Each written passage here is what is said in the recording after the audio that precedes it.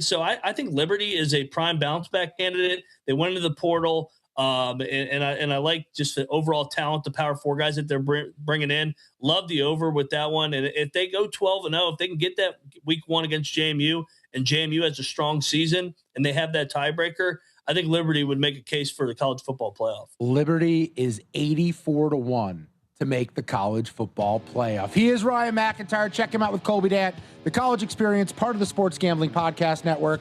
Thanks as always for the time, man. We will be chatting a lot over the next few months. Enjoy what's left of your weekend. Appreciate it, guys. We'll see you out in Vegas, too. All right, we'll look ahead to the rest of the baseball card coming up later today. This guy's been steamed up. I'm on it at a good number, but I can't lie, I'm a little bit nervous. I'll tell you who that is next. From the people who brought you It's the Dog Park comes. It's a hot spot on your dog's leg that the internet says you can treat it at home. You're not sure though, because now it's oozing. Protect your dog from injury and illness with Progressive Pet Insurance. Ooh, he's licking it. Super gross, dude. Progressive Casualty Insurance Company and affiliates. Not available in all states or situations. Coverage subject to policy terms. Winner Circle Proxy and VEASAN are giving away 2 incredible prize packages that'll put 2 lucky fans into the biggest football contest in Vegas for free. One winner gets a $1,000 entry into Circa Survivor. Another wins a $1,000 entry into Circa Millions. Both winners also secure a full season Winner Circle Proxy service, a VEASAN studio tour, and a free month of VEASAN Pro. Enter by Sunday, August 2nd at winnercircleproxy.com/VEASAN. That's winnercircleproxy.com/VEASAN. $30 million in guaranteed prizes. Cash in this football season in Las Vegas with 3 Circa Sports contests. Entry starting at $1,000, all with no... Okay, men. This is your time. Maybe you didn't choose this, but you're here now. You're going to go out there and be an all-star caregiver. It's up to you.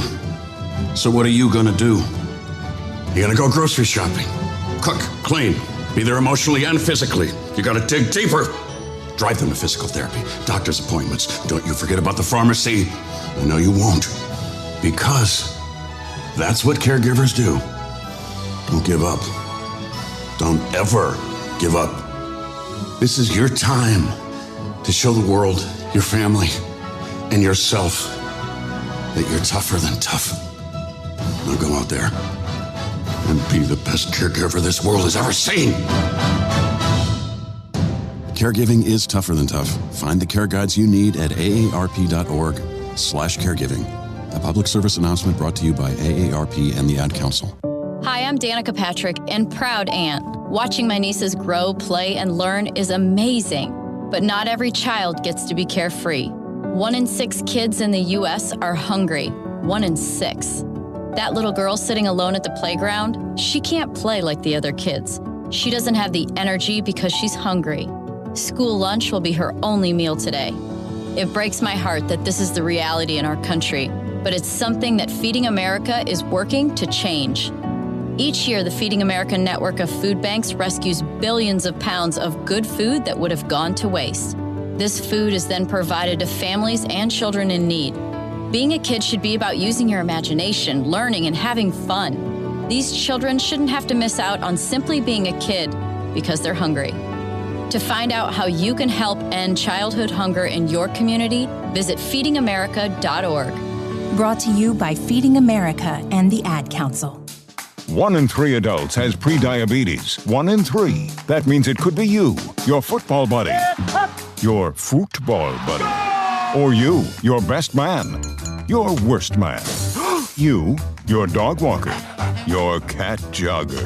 While 1 in 3 adults has prediabetes, with early diagnosis, prediabetes can be reversed. Take the risk test at doihaveprediabetes.org. That's doihaveprediabetes.org. Wait, did they just say 1 in 3 adults has prediabetes? That's 33.33333% of adults. That means it could be me, my boss, or my boss's boss, or me, my favorite sister, or my other sister. That's 7 members of my 21-person romantic book club. Wait, the 1 in 3 could be me, my karaoke partner Carol, or my karaoke enemy Jeff. I'm gonna take the risk test at doihaveprediabetes.org. Brought to you by the Ad Council and its pre-diabetes awareness partners. You're listening to Western Reserve Radio at westernreserveradio.com on the Live 365 network and the Live 365 app. Ben Stevens, I'm Dustin Sweetelson. We took a little on the Twinkies, plus 190 before they tied things up a few innings ago. 8th inning, we're 3-3. Minnesota has runners on second and third thanks to a pass ball. 2 out, though. Munoz, the closer, in on a high leverage spot. He gets the strikeout. We will go to the bottom of the 8th inning remaining. A tie ball game. Seattle's minus 171. The Twins are plus 131. 7.5 is the total. But hold on. Let's think about this. Seattle just used their best arm in Munoz to get out of that jam. I need to see how many pitches he threw, but that 7. would... Okay, so he's going to be good for another inning. He'll be good for another inning. But after that, what happens here between these two teams? We're looking at Seattle using Spire and Munoz already. Minnesota is a bit at the edge, though, with as many arms as they've used. Funderburk is in. I guess I'm a little concerned about that aspect. But if this thing goes to extras, it feels like a coin flip. Like legitimately a coin flip. I think we're still alive here on the plus 190. I think so as well. But I would also say, with a game tied at 3-3, heading to the home half of the 8th, the over 7.5 does make some sense. Yes. Because I think we could get to extra innings. And we have talked about how taxed this Twins bullpen is. And the fact that Munoz is already out there having pitched just a third to record that final out in the top of the 8th. This is what we discussed, Dustin, when we saw the Twins tie this game. That line was at 8.5. We have now gone a few frames past. It's the home half of the 8th inning. Live total 7.5 for a game that almost feels like we are destined for extras. And if that is the case, I love that over of 7.5. Over at Citi Field, Marlins have been all over the Mets all day long. They may not be done. It's 6-2 in the 8th, and the Fish have 2 runners on and 1 out.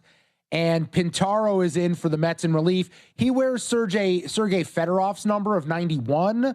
That leads me to believe that not a lot is expected out of Mr. Pintaro today for the New York Metropolitans. He's also taking on Heriberto Hernandez, hitting in the leadoff spot, who's been known to hit some home runs in bunches at times for the mighty Marlins. 6-2 is the score, 9.5 the in-game total. I don't hate the over in that one as well, minus 129.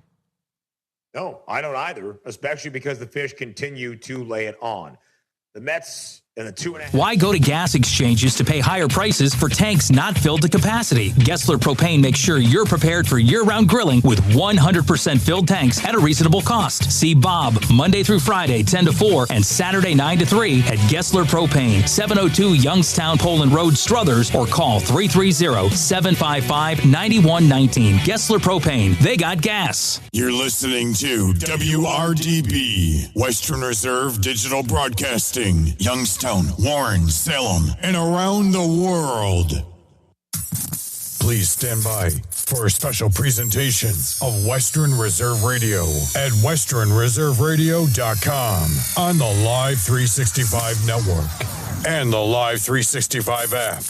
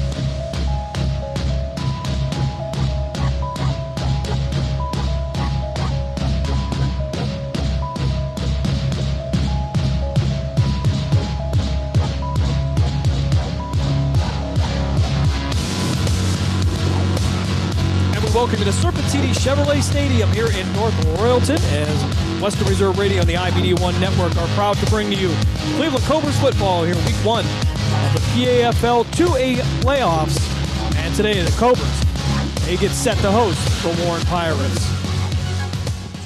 Hello everyone, Jim Craven with you along with the coach, Bob Gessler. Dave Ferris making the trip all the way from Youngstown as we get ready for the postseason of the PAFL 2A portion of the 2026 season. And today, the 7-1 Cleveland Cobras get ready to take on the 0-7 Warren Pirates. And for the Pirates, a rough season there, a rough first season for them as they will come in here winless. And statistically speaking, a tall task for the Pirates as they have only averaged just around 4 points per game, but have given up defensively just over 30 points per game. And for the Cleveland Cobras, excuse me, they are averaging just over 15 points per game and a league-leading 5.62 points per game. Coach, they say defense wins championships. Offenses look pretty. For the Cleveland Cobras, it could be a formula right now to give them a path to get to the end of August in that PAFL championship. Yeah, it's they've been playing strong football. They've got around some injuries, but they're playing well. So I think that they, no disrespect to the team, but I think they'll do pretty well against this and do what they got to do. Cobras last in action a couple of weeks ago as they took on the Tri-County Rams. At that point, the Cobras had been off for nearly 3 weeks, and you could see that the timing was off a little bit, kind of lost that callousing of the body, and pulled out the 6-0 win. But defensively, nothing different for the Cobras. Offense looked like they were out of sync a little bit, but they've had some time to get some things together. Again, another week off last week for them. But today, again, they're going to take on a struggling Warren Pirates team. And right now, the Cobras at this point, after almost 4 weeks off, they should be in about a peak performance, but a lot of bumps in the road with the schedule. Well, and that's going to be the only issue. They can't come out here being real cocky. They've got to still focus, get it done, do what they have to do offensively and defensively, and not let this game get out of hand quickly.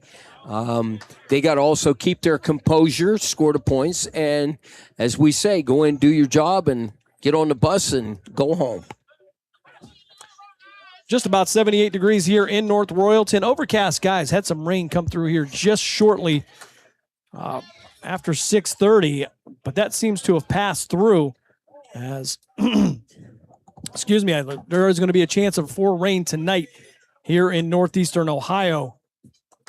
Other games being played right now or will be played this weekend in the 3A portion of the PAFL. The Michigan Hurricanes, they will get the bye. They will be idle this week. It will be the Ohio Broncos taking on the Metro Detroit Raiders. I'll get that back. I'll get that right. And the Beaver County Arctic Bengals will take on the Columbus Fire. The Steel City Bobcats and the Erie Express are going at it right now. We'll try to get you an updated score as that is available. And in the 2A portion of that, it is the Cuyahoga Falls Rapids getting the bye this week. And in the Stars and Stripes Conference, this is going to be a little bit of a separation as opposed to the 3A portion of it.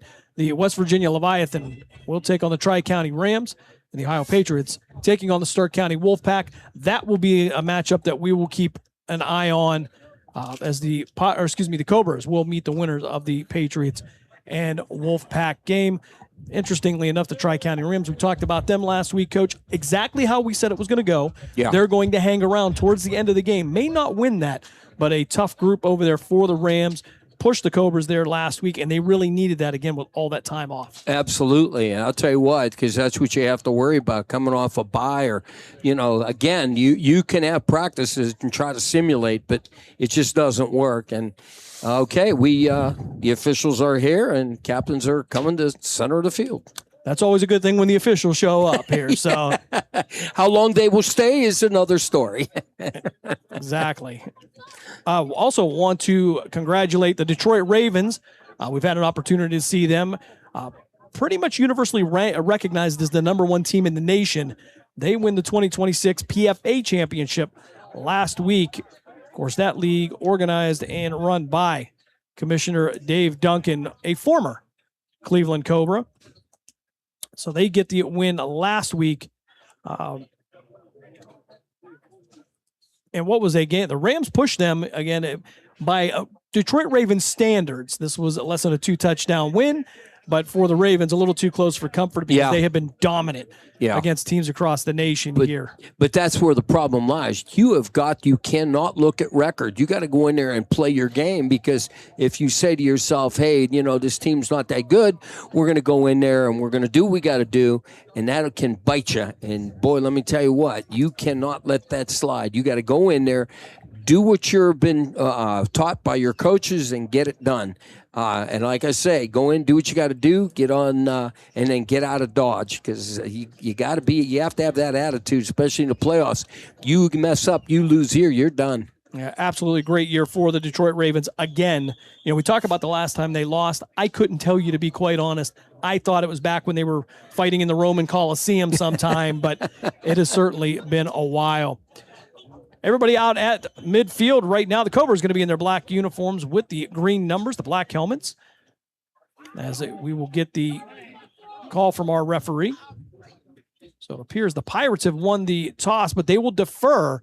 Cobras will get the ball first. The Pirates will be in their orange jerseys, gray pants, and for the most part, I think the black helmets. And the Cobras will be keeping an eye on the Mid-Ohio Patriots and the Stark County Wolfpack. Cobras with wins over both of those teams this year. But as we know, Coach, things kind of change in the playoffs. We've seen that a little bit. Oh, yeah. And you got to go in there and get it done. Yeah, and certainly if you want to talk about playoffs, and you talk about the college playoffs, and you see those teams that have the bye week, they don't do very well. Yeah, I mean, they look terrible. It's just your understatement by saying they didn't look very good. They were just, it was terrible. And again, that's why I say, if I had the opportunity to take a bye or keep playing, I'm just going to keep going, because you're again, like I say, coaching as many years as I did in all levels, it's very difficult to simulate another team, regardless if they're very good or not very good, because you got to keep that performance up with your team offensively and defensively. So we're getting lined up here. And Cobras return team coming off the field. They are coached by Adam Rogerson. The Warren Pirates are coached by Dom Harrison. And, Coach, while we have a moment here, we were informed of some unfortunate news when we arrived today. The times that we have been here, we've talked about Art. Yes. And everything that he helped us with, and being right at the gate for us, carrying equipment in. I mean, just excited to have us here. And unfortunately, Art Powell passed away due to an unfortunate incident this week. We were just informed, and certainly want to extend our condolences to the North Royalton community, as well as the family of Art Powell. He was a fantastic gentleman, was very helpful, and always positive, and he's going to be missed. He had a lot of energy, and boy, always with a smile, and would help us out as much as he possibly can. So we will miss him, and church tomorrow, I'll make sure that I say a prayer for him and his family. Certainly, we taught. He was the one who told us about the 68 steps to get to the he press knew. box here, and we are underway here. Short kick out to the far side. This one will go out of bounds. We'll get the flag, and the Cobras will start off with good field position here, as we are just underway here, round one of the PAFL 2A playoffs here. And for those, for you and I, and maybe some older guys here, the 2A division would be more equivalent to what the Ohio Football League was to the PAFL back in 2015. Right. And, you may not have heard back in 2015, there was a certain team that won that championship that, Yes, and we wear the rings proud, believe me. Had mine on the other day during a R50 reunion. They're very gaudy and noticeable, so But I had a few people go, "What's that for?" Well, my son's got one now, so now I gotta. Yeah, now you better start wearing yours, because he's gonna show you up. Put my arm around him with my hand on his shoulder and wave my hand around. Anyway, 1st and 10 here for the Cleveland Cobras. They're going to take the ball where the ball went out of bounds. However, the officials already going to take a moment to speak here. So a hold up here. Again, the Pirates 0-7 coming into this week. Again, it's been a tough season for them, as William Anglin will be at the quarterback position. Did see Dave Slap Thompson Okay, they are going to move it forward now. This one should be out at the 40. Right. I was going to say they went out at the 30, so they're bringing it to the 45. All right, so 1st and 10 from the 45-yard line. Anglin in the shotgun. He has taken the Cobras through the last 3 weeks. They'll hand this one off up the middle, working way out to the left side. T.J. Johnson getting into Pirate territory down to the 47-yard line, and the Cobras immediately go to the ground. Expectations are what they are. This is a good opportunity for the Cobras to get that ground game going. And that's exactly what I was saying. Pound them right now, get them on their heels, and do what we got to do. Also, I'll make a comment here as soon as we get done with this play. 2nd and 3 now for the Cobras. They'll go receivers 2 by 2. Anglin in the shotgun. Johnson to his right. A little bit of bobbled snap. Anglin will take it himself with a couple of moves to the inside, and he'll work his way down to the 45-yard line. That should be just enough for a Cobra first down with just about 14-15 to play here in the first quarter. Yeah, you mentioned Slap, and he's on the sidelines helping out, doing what he's got to do. He's not dressed. I know he had some injuries with some stuff this year, and so I believe he's just here helping out as much as he can. Wants to see he's still part of this football team regardless. Yeah, and sooner or later, he's going to be back in that uniform. They are going to need him. So 400 years old. I mean, he just hangs around, baby. Receivers 2 by 2. Antonio Boyd will be the far receiver in front of the Pirates sideline. Anglin waiting for the snap. Quick pass out to the far side. Caught at the 45-yard line. Out to the 40. 35 knocked out of bounds near the 33-yard line. Matt Wise on the reception for the Cobras, and that is another Cleveland first down. Yeah, they're just they're not just nitpicking a little bit here, a little bit of pass there, trying to run up the middle. So they're doing their offense, and you know what? That's how they need. This is how she should be doing it, just for the simple reason it keeps them sharp. Because you got other playoffs. If you get through this game, you got you live another day. So 1st and 10, ball marked at the Pirate 36-yard line. Anglin going to wait for the snap. 3-step drop, looking out to his right, fires, and he's going to overthrow his receiver near the 21-yard line. And trying to get a name on that. However, don't have an 81 listed on the roster, so we do apologize for that. Yep. And that might be Dion Diggs, excuse me. Okay. However, we do not have a roster for the Warren Pirates, so we do apologize to the Warren community or the Pirate community or for that. I just want to do a little shout out to my cousin. I just got a thing that says she's listening down in Katy, Texas, and she'll be coming up, spending some time with us. And we miss her. We haven't seen her for a long time. So, Anglin with the handoff, he'll feed this one out to the center. Johnson fighting through some tackles for a positive run. He'll make this down to the 33-yard line. Pick up a 3 on the play. 3rd and 7 now for the Cobras. 2nd and 7. So thank you for listening. We appreciate it. And as we spoke, the skies opened up. So I just want to make a comment with the runners. You got to hold on to that football because they're trying to pull it out of their hands. So these runners have got to hang on, both hands on it, now that it's raining. And situational football, Coach. Yeah, absolutely. Something to work on here. 3 receivers to the left of Anglin now. Coming down heavy. Anglin now back to pass. 3-step drop, fires over the middle. This one is going to be incomplete. Pass was intended for Tyree Knight, but I think that was the peak of that really hard rain that I think just came to a stop. Yeah. Well, I'll tell you what, that looked like it could have been a pick over the middle. It looks like the defender did have his hand on it, so I got to be careful here. Now you got 4th down, you got nothing to lose. Try to get this first down. Just get the first down. Don't go for broke. Twin receivers to the far side. That'll be Wise and Boyd. Anglin in the shotgun. They'll work from the right hash mark. Johnson on his left hip. Cobras moving left to right on your device. You're listening in on the iMedia1 network. And some movement up front. And I believe that's going to be Kevin Clayton that got a little bit of a head start. Listed as a defensive lineman. May have gotten just a little excited on that one, Coach. Not a lot of work at right tackle. Yeah. Well, those defensive guys, they're just off the ball quick. So I'm curious to see what we're going to do here. Ball moved back to the 36-yard line. E.J. Bibbs will replace Clayton. So not much tolerance for the error by head coach Adam Rogerson. So 3 receivers to the far side now. Keyshawn Baycoat will be the inside receiver. He, Wise, and Antonio Boyd. Back to pass is Anglin. Under some pressure. Going to roll downfield, tucks it away, gets it to 45, and he'll just run out of bounds And that'll be a turnover on downs as the Warren Pirates will get the ball for the first time today. 11:21 left here, first quarter, no score. And not really what I'm sure the coaching staff was hoping for. Well, it looked like he had somebody in the center of the field, but unfortunately he was rolling to the right, and that receiver stayed in the center of the field. When that happens, the receiver's got to work towards the quarterback. Even if if quarterback's rolling right, he needs to go to the right and try to follow him, give him something. That he stayed there on this pattern, and he just was able to get back to the sticks. So the vaunted Cleveland Cobras defense making their way to the field. Robert Littlejohn now making his way on, fashionably late for the gentleman who likes to wear the GoPro. Yeah. I love watching those videos because he makes those tackles, he gets involved, and you can hear him laughing and having a good time. So he has a great attitude about things. But think that's the key. Yes, it's football. You want to take it serious, but you got to have fun. This is exactly when I coached. I told the kids, if you're not out here having fun, and I'm going to push you, and you're going to sweat, but it's all about a family and team. So you got to enjoy it, too. Antoine Ford will be the middle linebacker here. Littlejohn to his right.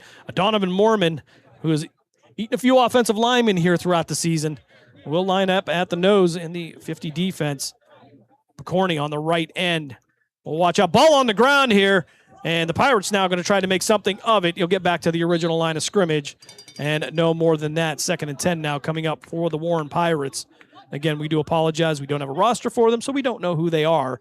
It wasn't for a lack of effort, though, Coach. Yeah, we try to get a hold of everybody, but, if they don't send it to us, we don't know who they are. So certainly we like to recognize these young men when they're out. Absolutely. For their work. Simple as that. So it will be, they actually say he's going to gain a yard. They're going to give the forward progress. So 2nd and 9 now for the Pirates. They'll come back out, 3 receivers to the right, single receiver to the near side. Cobras 6 in the box. Donovan Mormon getting it. Nose ball on the ground, and it's going to be covered up. Pirates having a problem with the snap here. That's going to bring up 3rd down, and that'll be a loss of a couple yards on that one. Maybe they just don't have a center. We have okay. Looked like we had a player down, just slow getting up. Got a little hitch in his get along. No, I think I believe Antoine Ford said, get up. We don't have time for this. There you go, young man. Go back to your huddle. You'll be fine. As we hit the 10-minute mark of the first quarter. Pirates going to mimic the Cleveland offense here. They'll go receivers 2 by 2. In the shotgun, 1 running back to the right. That worked from the middle of the field. Moving right to left on your device. A little bit of a high snap, but he'll get it this time. Rolling out to the far side. Looking for some room. Ford there. And knocked out of bounds by Chris Frazier. And they'll pick up a couple yards on that, but it's going to bring up 4th down now for Warren. Yeah, and I expect them to be doing some punting here. I would not give Cleveland that ball on the 30-yard line. Would not be good. We'll see if we can hear the call red or not. Maybe, Now, the Cobras did get caught off guard a little bit against the Tri-County Rams. They did. And the Rams were able to execute a very well-done fake punt. Well, what they got to do is they got to make sure those on the outside, everything is solid there. They got to keep that inside and do what they have to do. Don't get caught inside to give them that alley out there. I really don't think that they would do something like that, but you never know. And their snaps haven't been good, so the Cobras got to get in there, but not to where they're going to cause an interference, roughing. Albert Picorni coming in, and he's going to replace a Donovan Mormon. Tyree Knight back to return right around his own 30-yard line. Pirates having a little trouble getting set up. High snap, but it'll get to him.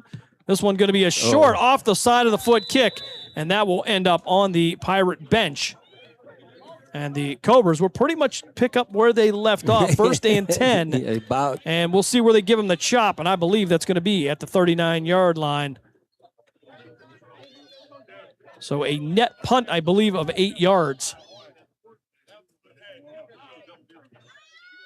Dave tells me I'm doing the math right. I don't know if that's going to be, I don't know if it's true or not. Come on now. Again, I want to thank you if you're listening in on the iMedia1 Network app, Live 365. Or if you're watching video on Facebook, on the Cleveland Cobras Facebook page, or maybe some of our audio feeds coming in on Western Reserve Digital Radio, or YouTube. We're everywhere. Or anywhere you'd like to be. So Anglin in the shotgun, his receivers 2 by 2. Johnson to his left. He'll give it to him. Johnson going to work off the left side, past the 35, and he'll work his way down to the 31-yard line.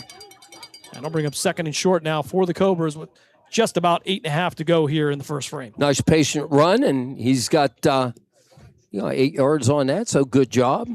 Again, get the running game going. We know the Cobras can throw the ball. They've got to work on their running game. If they can get that going, holy mackerel, look out in the playoffs, because between the throwing, passing, and the running, it's a well-balanced out offense.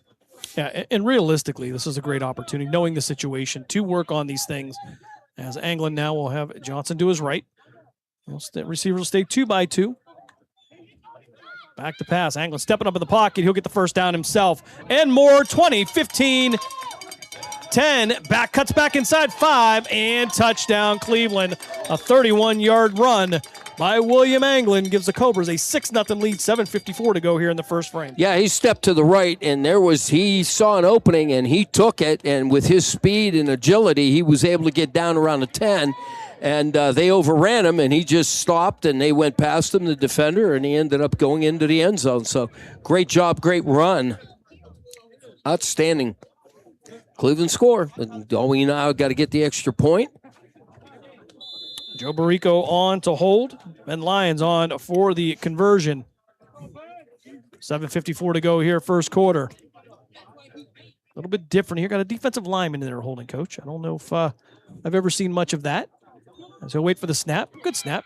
Held down and up. And it is no good. Went right. As it will go wide. So with 7:54 left here in the first quarter, Cobras take a 6-0 lead. We'll step aside for a quick timeout. You are listening to Cleveland Cobras football here on Western Reserve Radio, part of the iMedia1 network.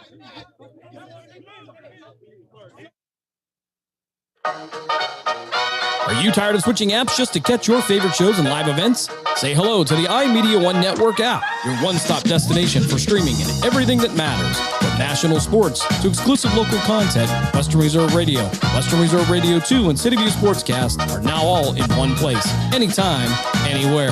Download the free iMedia1 Network app on iOS and Android and unlock the future of sports audio in the palm of your hand. The iMedia1 Network, your sports app in the Valley. This is number 89, Matt Wise, and you're listening to Cleveland Cobras football on Western Reserve Radio and the iMedia1 network.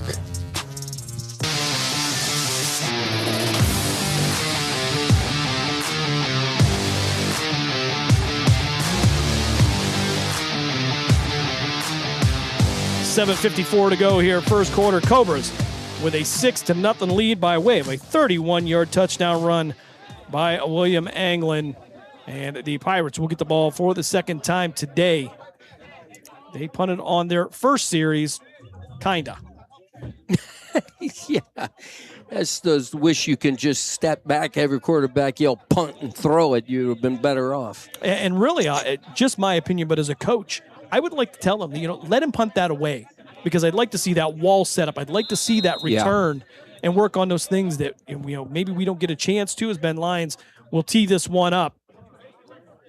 Again, 7:54 to go here, first quarter. If you're just joining us here, Cobras with a 6-0 lead.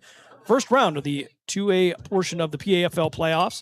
And Lions going to send this one end over end to the 20-yard line, picked up at the 17. It'll be brought up by the Pirates past the 25, 30, and out to the 39-yard line. Make that the 38. And the Pirates, with a good return, will have it first and 10. With 7:48 to go here, first frame. The Cobras defense making their way back to the field again, Cobras allowing just over 5 points per game. Absolutely impressive performance here in 2026. Yep, and Kevon Clayton made that tackle. Had him by the ankles. Good job. He's trying to make up for that offside penalty. Yeah, that happens. Coaches don't remember that. No, not at all. Not at all. No. He's still seething about it. He's coached at it. Coach Adam Rogerson leading the team here. Jamar Fleming, his assistant head coach and defensive coordinator. As the Pirates now will come out first and 10. They'll go with 2 backs in the backfield this time. 1 to each hip of the Pirate signal caller. Twin receivers to the right. Pirates moving right to left. High over the head of the quarterback, and it's going to be on the ground and nearly picked up by the Cleveland Cobras. And I want to say, and I know there's an angst now as Marquise Hodges had an opportunity to scoop and score, but just couldn't really get his hands wrapped around it. The Pirates get the ball back after a loss. Yeah, but just dive on the ball at that point. When that ball, and when, I've coached, I said, there's something about that oval football when it hits the ground. It just does everything but bounces straight up. Just dive on it. Get your team back on offense. Julian Hunley watching in on the Cleveland Cobras page. What a duo they have been. Juwan and Julian, the twins, have been absolutely a great addition for the Pirates as they try to take this one off the right side. Nowhere to go. They'll go back to the line of scrimmage. Bring up third down now for the Pirates. A lot of depth on this Cobras team. I'm trying to get a number on here. It looks like number 49 just made the tackle for the Cobras. Well, and that would be Antoine Ford. Oh, that isn't Jim Craven? No, but I ask him every week, how do my stats look? What are we expecting from me this week? And he has not failed me yet. Yeah, there you go. Got to play with him in the national championship in 2019 out in Los Angeles. That's great. Snap back to pass, fires out to the left side, and it's going to be incomplete. And probably was a really good thing that it was going to be incomplete, because I think it was going to be Robert Littlejohn that was going to come across his face. And yeah, that would have been just not good. Number 2 did a little bit of gator arm on that one, and I heard some footsteps. Where's that number 8? I can't tell. I apologize. I apologize. That was Deontay McDonald. Okay. Yeah. Either way, that was going to be bad. I mean, yeah. That didn't get any better by changing the name. No. Clock continues to run, just under 6 minutes to play. That would have been a decleater. Yeah, with old ESPN highlight coming up there. But yep, that was number 8. Fourth down now for the Pirates. They will punt this one away. Tyree Knight stepping back into his own side of the field, right around the 41-yard line. However, I don't know if maybe he wants to come up to get a decent snap this time, kind of looping. This one's going to be end over end right to Knight. He'll let this one roll, and you could see the body language. He knows he should have picked it up. Yeah, that should have been, even though he had 2 guys, they were about 7 yards away from him. He should have scooped that and gone. It would have saved them probably at least 8 yards on that one. Tyree Knight, again, one of the veterans on this team. But a good opportunity for the Cobras offense to come out and put a drive together here. Right now, 6-0 is your score. Cobras with the lead. William Anglin on a 31-yard run gives the hometown team the 6-point lead. As Knight now will make his way to the sideline.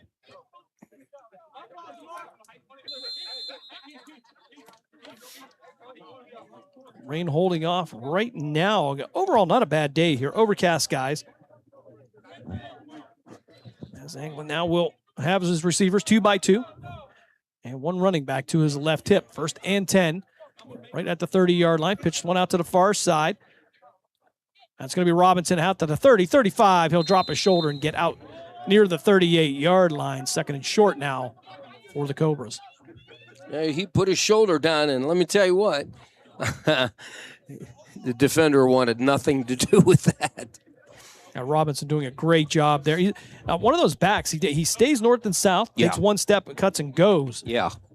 And that's, I'll tell you what, you try to teach your backs that, and because you want them to, keep going straight. Don't do all that jive stuff and everything and trying to go, but they did a great job. Anglin now, Robinson to his right hip. Quick pass out to the far side. That's going to be a backward pass, I believe. I don't know if it was tipped. And it's going to be a turnover on. The Pirates are going to cover that. It was a backward pass, as indicated by the referee. And I thought maybe it was tipped. It kind of went to a weird angle. Well, what I think happened was he went to release it. The receiver took off. He thought he was going to step back like a quick screen, and he tried to hold the ball back is what it looked like, and then it came out of his hand. So we'll call that a double clutch, but a turnover for the Cobras.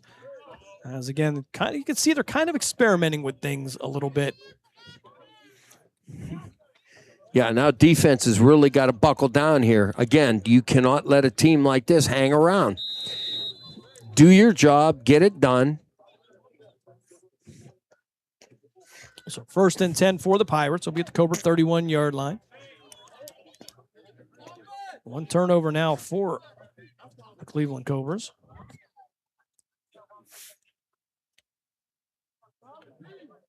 As they will take their time, a little shallow on the roster, so you can see most times they're probably not going to be running right to the line. You got, looks like quads over there. 4 receivers to the right. They're going to be in a bunch. Quarterback in a shotgun, one running back to his left. Ball on the ground. He'll pick it up, fires out to the far side, and almost complete.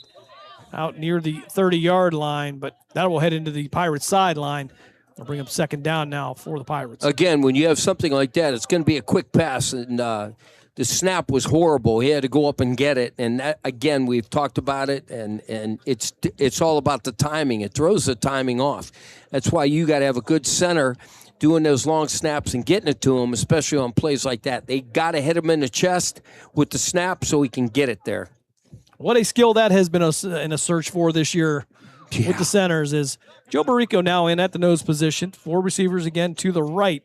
Single receiver to the left. Empty backfield now for Warren. 2nd and 10 as he'll send a man in high motion. Back to pass. He'll fire this one out to the motion man out to the left side. Nowhere to go.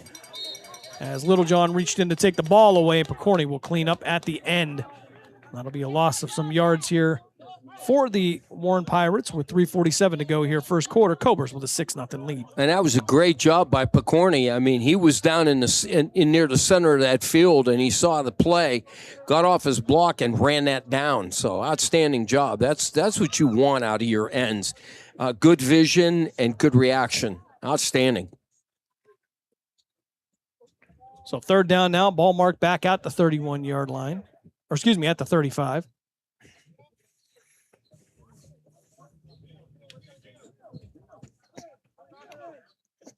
Now we're from the left hash marking in. 4 wide receiver set again to the right. Single receiver to the near side.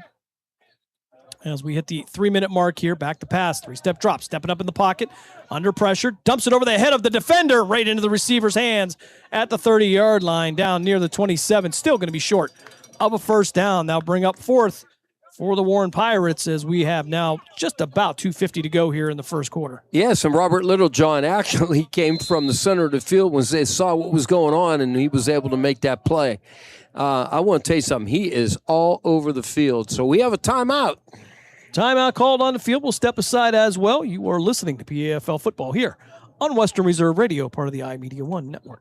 Lena's Pierogi House is your home for the area's best variety of pierogies. Daily specials include the Polish platter, the Hungarian platter, stuffed cabbage, and halushki. Having a last-minute get-together? Lena's has you covered with a wide variety of frozen take-home pierogies and dumplings. Go to Facebook at Lena's Pierogi House to see the weekly lineup of available flavors for dine-in or carry-out. Catch the best at Lena's Monday from 10 a.m. to 4 p.m. and Tuesday through Friday from 10 a.m. to 8 p.m. 20 North Main Street in Hubbard or call 234-254-8532. This is number 2, best safety in the league, Chris Fraser, and you're listening to the Cleveland Cobras on Western Reserve Radio and the iMedia1 network.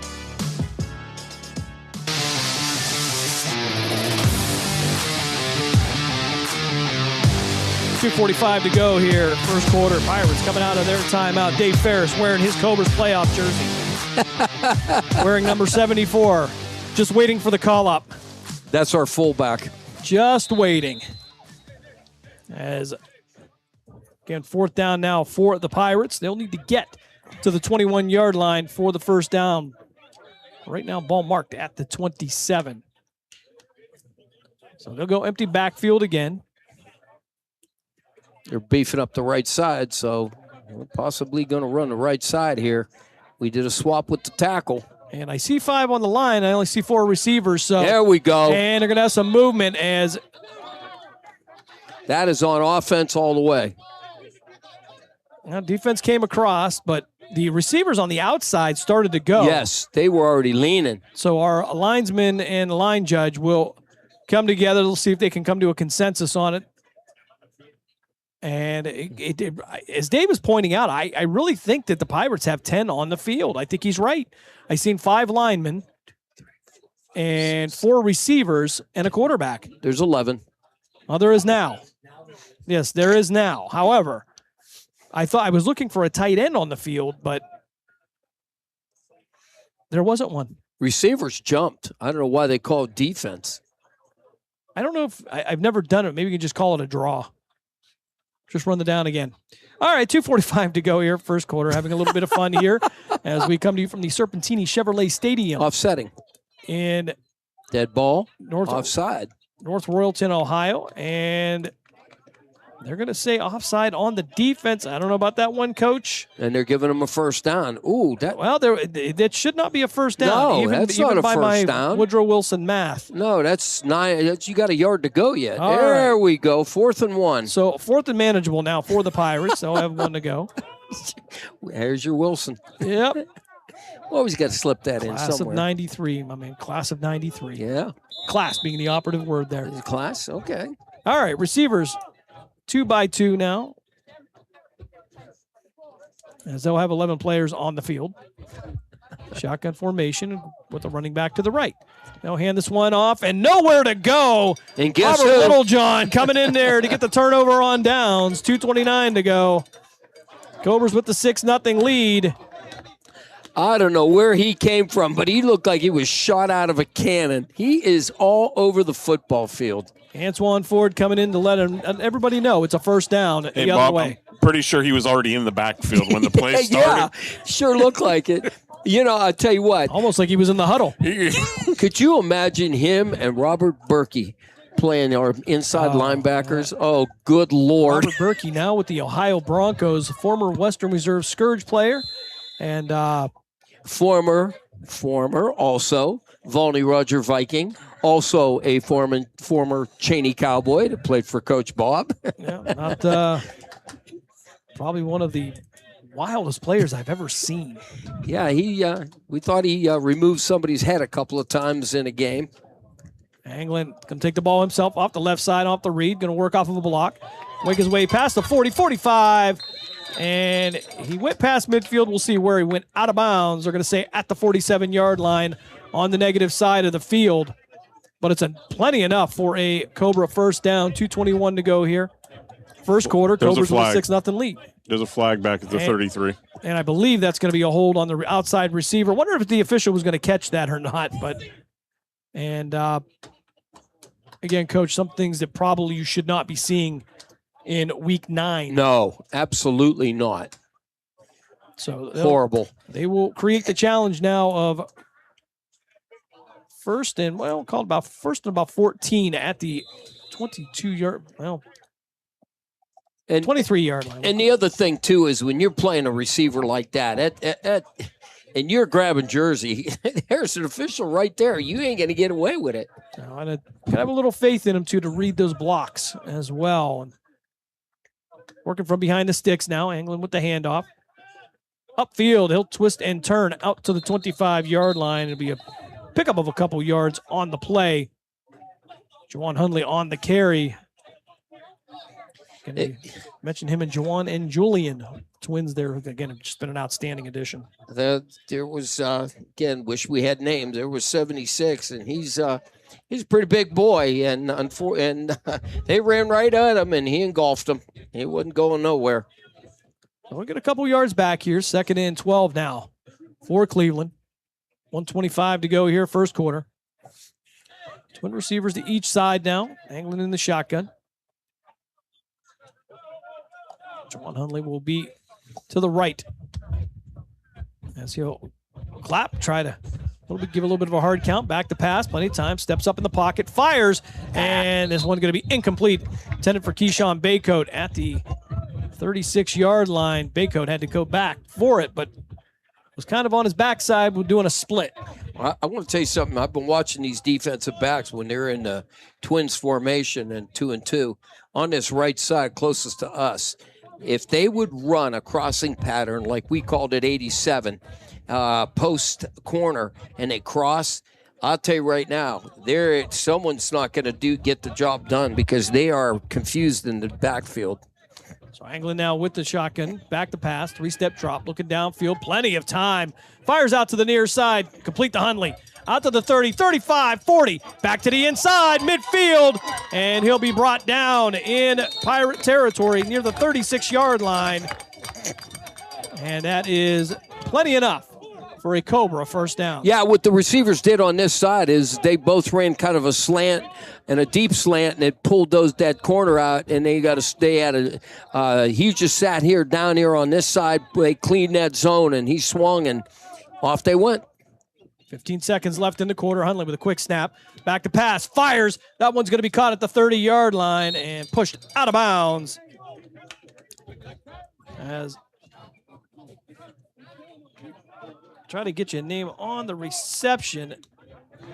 Well, it's Marquise Hodges actually working at wide receiver if he's wearing the correct jersey. Yeah, Hodges. we don't know that is actually. And that will bring us to the end of the first quarter here in North Royalton after one. The Cobras take a 6-0 lead. We'll head to the second quarter. But before that, we will step aside for a quick timeout. You are listening to Cleveland Cobras football here on Western Reserve Radio, a part of the iMedia1 network. Village Tavern's been a Village Tavern's been a beloved local landmark in Hubbard, Ohio for nearly a century, and now it's better than ever. Recently renovated and still serving up the same warm hospitality, the Village Tavern is your go-to spot for great food, cold drinks, and a laid-back atmosphere. Whether you're stopping in for dinner, catching up with friends, or just looking to relax, you'll enjoy a full menu of American favorites, rotating drink specials, and friendly service that makes every visit memorable. Be sure to visit the Village Tavern at 746 North Main Street in Hubbard, right next to Repair That Glass. To learn more, go to villagetavern3.com. Someone's got to set the tone out there, boys. Someone's got to set it. The station that sets the tone for Youngstown Phantoms hockey is Western Reserve Radio. WRDB, The Scourge.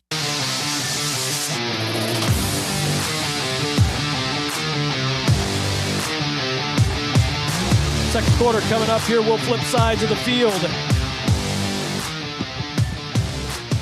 Second and short, just about 2 for Cleveland. Cobras taking a 6-0 lead into the second frame. And offensively, some glitches there, Coach. A turnover that you probably shouldn't expect on a backward pass. Yeah, I don't think it. I think he pumped it and the ball came out, personally.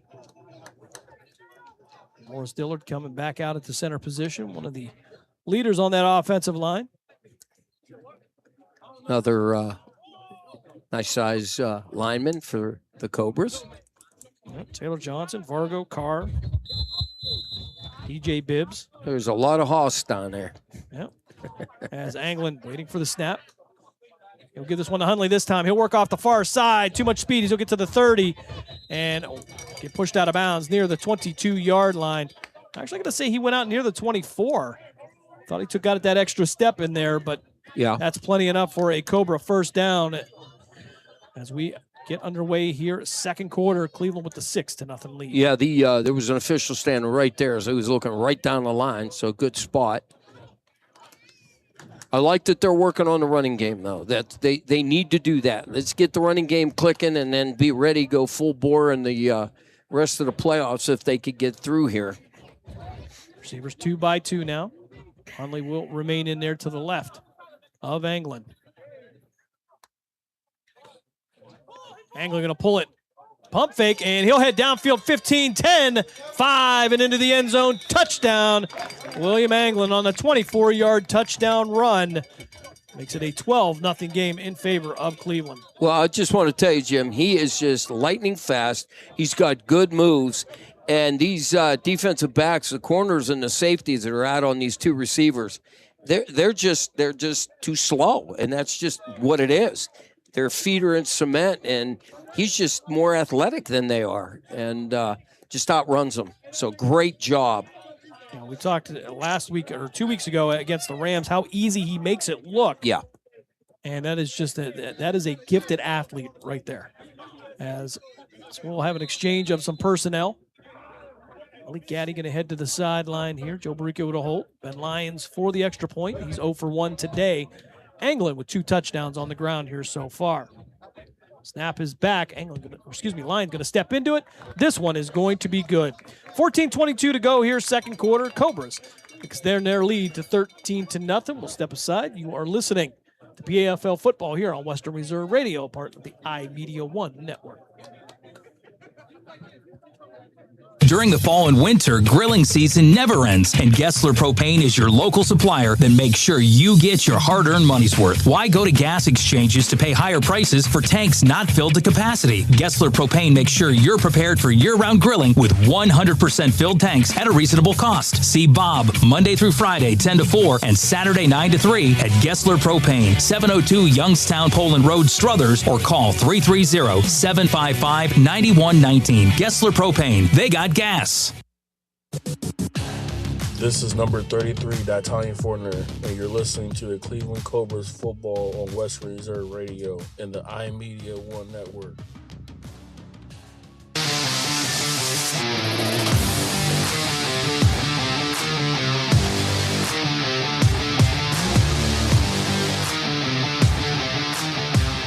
$14:22 to go here, second quarter. Cobras with a 13-0 lead. Coming up next week on the iMedia1 network, the Youngstown Patricians are back in action in Tri-Point Football League playoffs. They get the 33-0 win in their season finale against the Tuscarawas County Warriors. A very good performance, solid performance by the Patricians offensively and defensively. 33 points scored by the offense, none allowed by the defense. You can't go any wrong. You can't make it any better. Yeah. No, that was coming off of a 3-week bye. Yeah, and that's a lot. And a lot of concern was how their timing was going to be. But they came out first drive, right downfield, and scored as Ben Lyons gets ready to approach this one. Can we tell you who's returning? And an onside kick. This one covered up by the Cobras on the other side of the 50. So Cobras get the ball back. Malik Gaddy on the recovery. Wow. And absolutely perfect the way they did that. Perfect. Well, and this is I think you could have coached that any better, Bob. I'll tell you right now, we work on special teams. They did that one absolutely wonderful. And the Pirates trying to argue that ball did not go 10 yards, and I would beg to differ on that one. Yeah, because he got that at the 48-yard line. Yeah.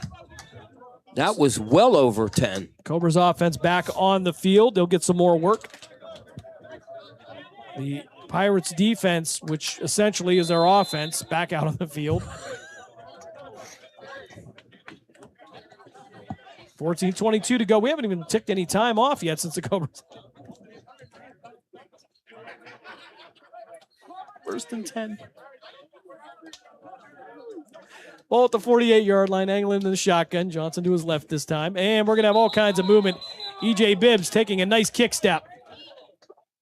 If nothing else, Coach, it'll look like good technique.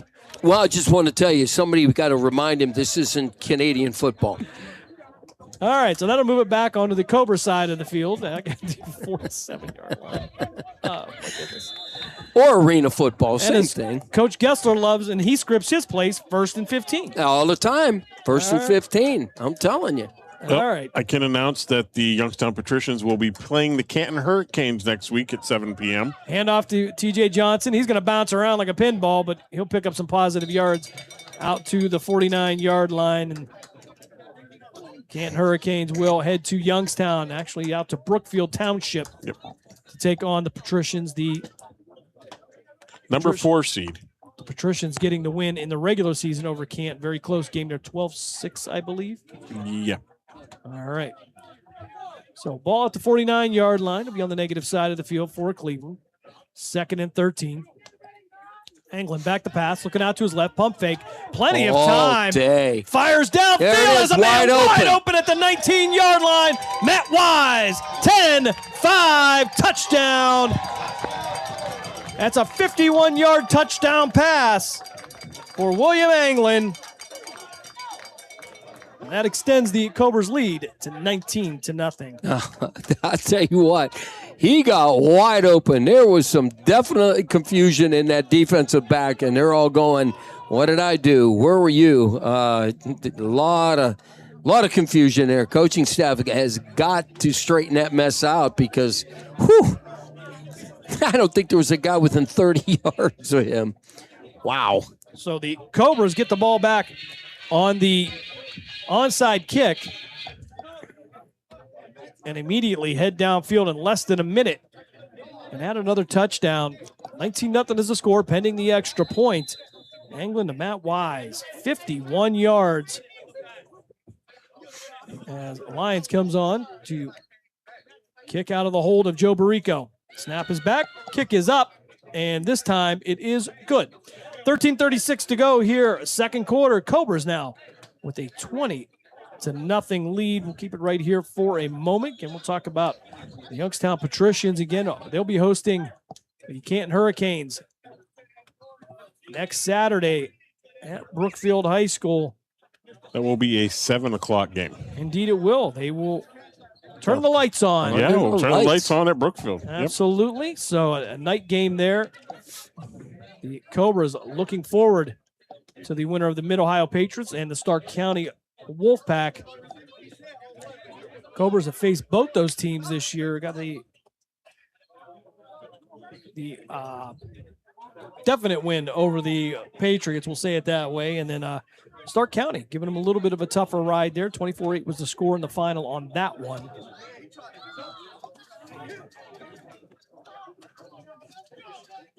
As Ben Lyons will come on to kick this off again, and I think the Pirates are probably going to be a little bit more cognizant of the trickery of the Cleveland Cobras, and it's an opportunity to work on everything here. Well, I'll tell you what, if he could pooch it around the four, wow, they just moved them up. I was going to say, if he could pooch that thing right around the 45-yard line, wow, they were way back. D. Fortner are going to be what we used to call the wedge breaker right next to the ball. Defensive lineman in there on the kickoff team. As Lions now just called that penalty, and we're going to have an offside call against the Cobras as Lions didn't get to the ball quick enough. That's what they'll say on the outside, coach. Well, that's what they're going to say, but I think that's Hundley. He decided that, again, he could get about a 5-yard start, and it would work. He wasn't wrong. It was just that penalty that brought it back. Yeah, for sure.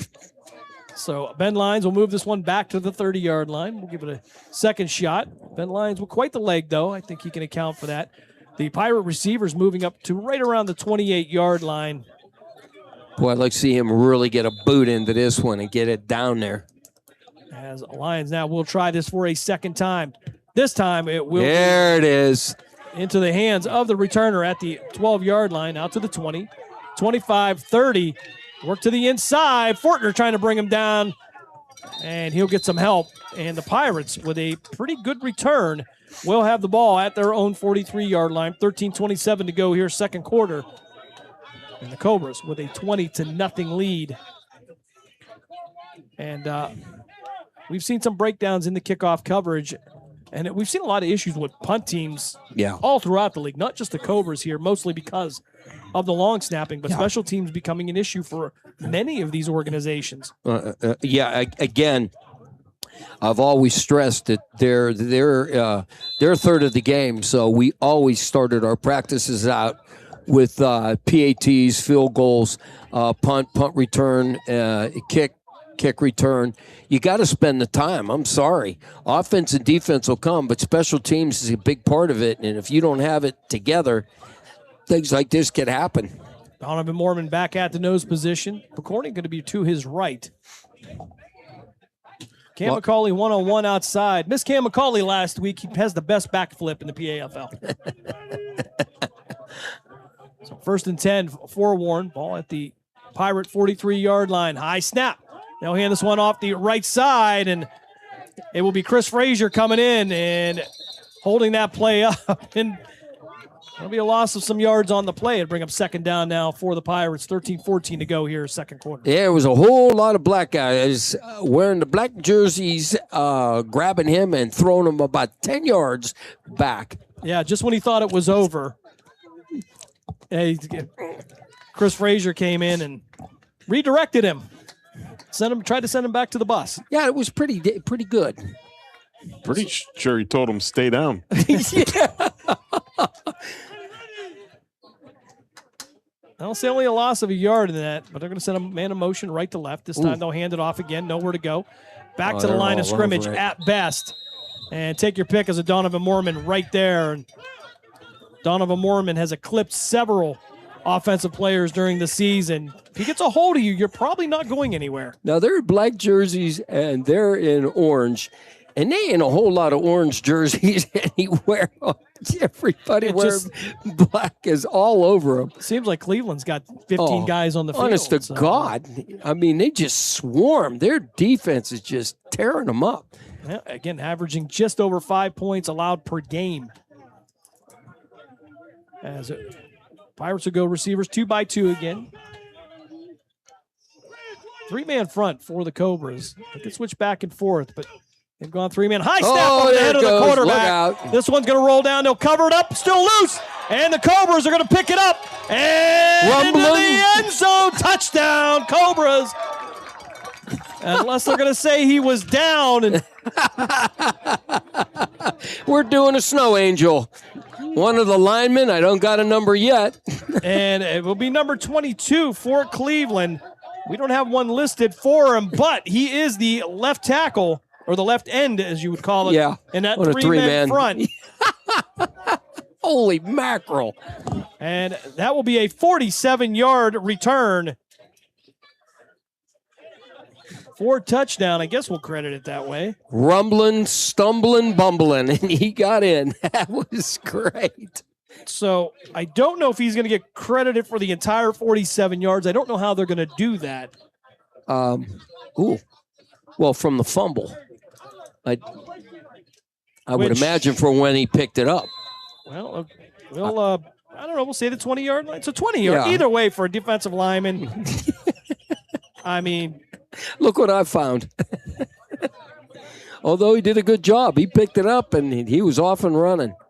I don't have a name. I got to find out who that is. Because that is it's a big deal for a defensive lineman there. Oh, absolutely.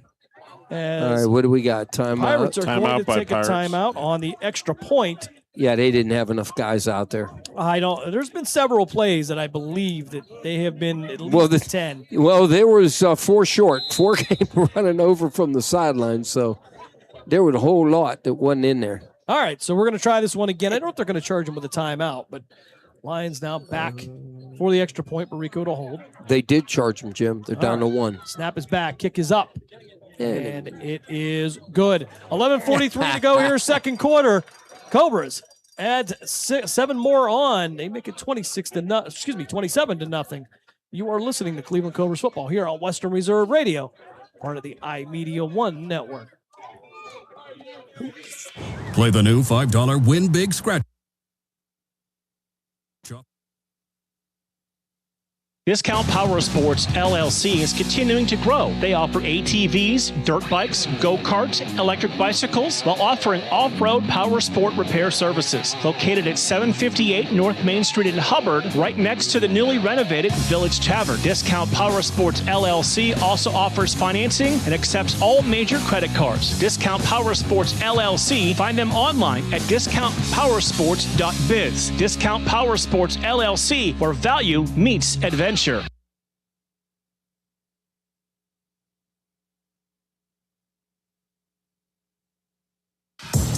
This is number 89, Matt Wise, and you're listening to Cleveland Cobras football on Western Reserve Radio and the iMedia1 network.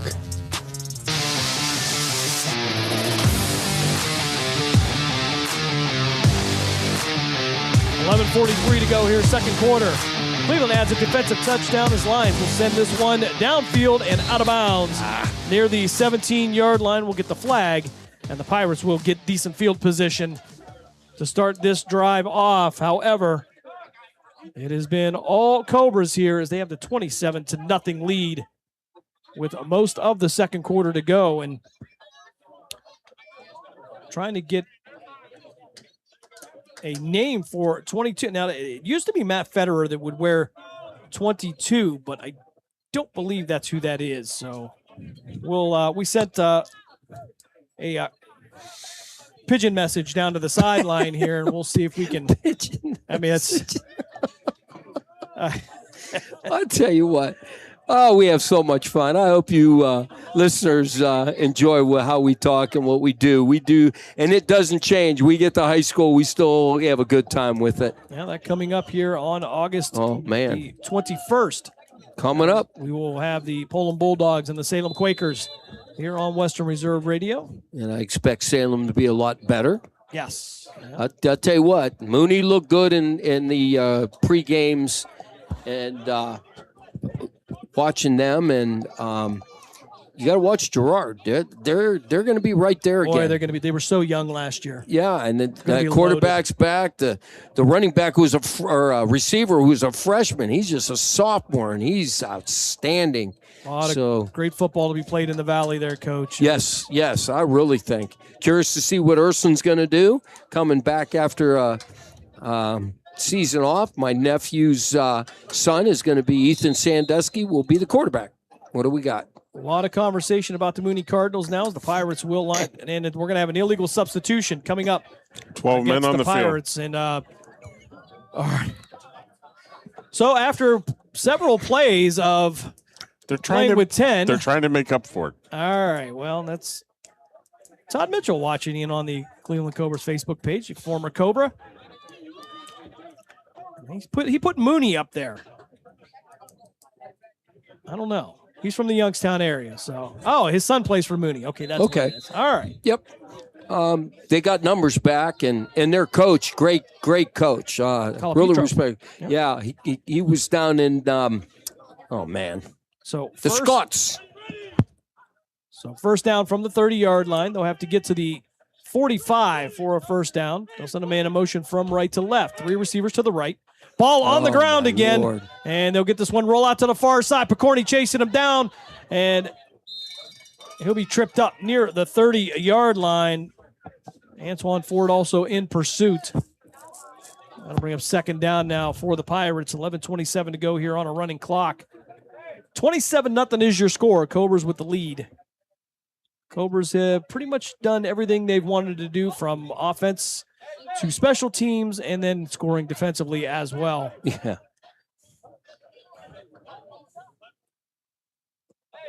So we second down now, ball at the 30. No gain on the play. They'll have to get to the 45-yard line. Todd Mitchell says it's going to take Ursuline a year or two maybe to get back to where they were. Yeah, it's a misfortune for the kids that hung in there. It's just yeah, certainly. 4 receivers to the right now for Warren. Single receiver to the far side. Waiting for the snap. This one a decent snap, back to pass, under pressure, and he's going to be wrapped up in the backfield. Picorni gets there, ball comes loose. He was down. And I think that was Eric Robinson in there as well. So loss on that play as well. Here's the clock will continue to run. 10:18 to go here. And we have a Pirate down. I don't know if he's just trying to collect his thoughts or if he's trying to collect his body parts. Yeah, it's just more like that. That'll bring up third down now, and we're going to get a whistle. And it's going to be an official timeout as the player will head to the sideline. He'll get replaced here with 10:05 to go here in the first half. 27-0 your score. Anglin accounting for at least 3 of those touchdowns, 2 on the ground, 1 through the air. And a defensive touchdown for Cleveland as well. Picked up a fumble, so he scoop and score for the home team. Clock continuing to run now here. The play ended in a sack here, so that will make sure that the clock will continue. 9:40 here. Warren not really rushing to get to the line here, trying to use the entire play clock. 4 receivers again to the right of the Pirates signal caller. Single receiver out to the far side. Pirates moving left to right on your devices. Cam McCauley and Ali Gaddy covering the left side here with the 4 receivers. Back to pass. Looking out to his left. Fires downfield. And this one is going to be knocked away. And it bounced up. I thought the Pirates might get a lucky bounce on that, but it'll bring up 4th down now for the Warren Pirates. 9:13 to go here. Clock will stop. And I'm sure that Pirates will probably want to try to punt this one away, as at least that's what Cleveland's going to anticipate. I think Gaddy going back as the protector. And clock is rolling. Julian Hundley. Oh, wait a minute. Excuse me. That is not Julian. I apologize. I saw the one, got excited there for a minute. Anytime those guys get, they get the football, you get a little bit excited. Don't have an 81 on there. I'll try to find again. We'll send the carrier pigeon down to the sideline. There's Jesse now on the sideline, so hopefully we'll get a little answer here. Yeah, Jesse Caldwell, the longtime owner of the Cleveland Cobras, all the way back to 2007. Nearly 20 seasons. Of course, some slight interruption. Oh. Ball over the head of the quarterback again, out to the goal line, or excuse me, the punter, and I don't know what he just did. He just threw the ball up, and it was a forward pass, so it's going to be incomplete. Probably not the worst play that they could have had. No, that was actually smart play. And they'll get the ball at the 24-yard line. 8:18 to go here, second quarter. 27-0 is your score. But there had to be linemen downfield, so I guess they didn't call it.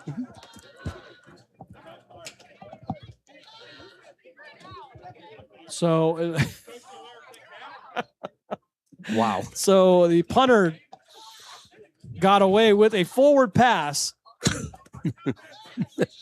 I've got nothing, Coach. I'm sorry. I got nothing. Jesus. It's interesting. Yeah.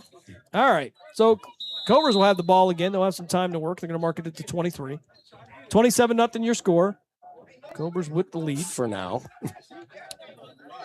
Boy, you gave him great field position. Keep an eye on the twin receivers to the near side. That's going to be Boyd and Knight.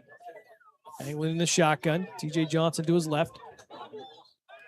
Looking out to his left. Fires over the middle. And that one almost intercepted. No, on the ground. That one's going to hit the ground here. And the back judge had to call that one as the umpire had his head turned towards the Cobra sideline. Now, if the Pirates were smart, they would have maybe sold that a little bit better. But nonetheless, that's going to bring up second down. And here's the thing. You got time. You got 8 minutes. Run the ball. You haven't stopped him yet. Don't make a mistake in throwing here. Just run the ball. 2nd and 10 from the 23. Twin receivers to each side of Anglin. Johnson in the backfield again as well. Boyd and Knight, twin receivers to the Cobra sideline. Anglin back to pass, looking out to his left, fires down into the corner. Then the one's going to be dropped at the 2-yard line by Antonio Boyd. That'll bring up third down now for Cleveland. 7:45 to go here, second quarter. 27-0 is your score. Cobras with the lead. Yeah, he threw that a little bit high, and he wasn't able to bring it in. Of course, the field's probably a little wet, not making excuses, but he is wearing gloves, so he should have been able to gather that in. I always said to my guys, if it hits you in the hands, you better catch it. Would not be surprised if they go back to him on that. Actually, a nice placed ball. Yeah, it really was. It was. Threw to the outside. He needed it. So Knight and Hundley move out to the right side as well as the outside receiver. Boyd again, one-on-one to the near side. Anglin back to pass, 3-step, under pressure. He'll roll out to the far side, move now to the near side. With all kinds of land in front of him, pump fakes, and he's going to take this one himself to the inside. 20, 15, 10, 5, touchdown, Anglin. It's marked at the 23, but we'll give him credit for about 78. Anglin with his third touchdown of the day on the ground on the 23-yard touchdown run. And pretty sure he was all the way back here at the 40. Yeah, he was way back. You're right, Dave. I mean, he was scrambling. He rolled to the right. That gave him something because everybody, they bunched together, the defenders, and he rolled. So, again, making it look easy. And speed kills, Jim. Speed kills. 33-0 is your score, pending the extra point.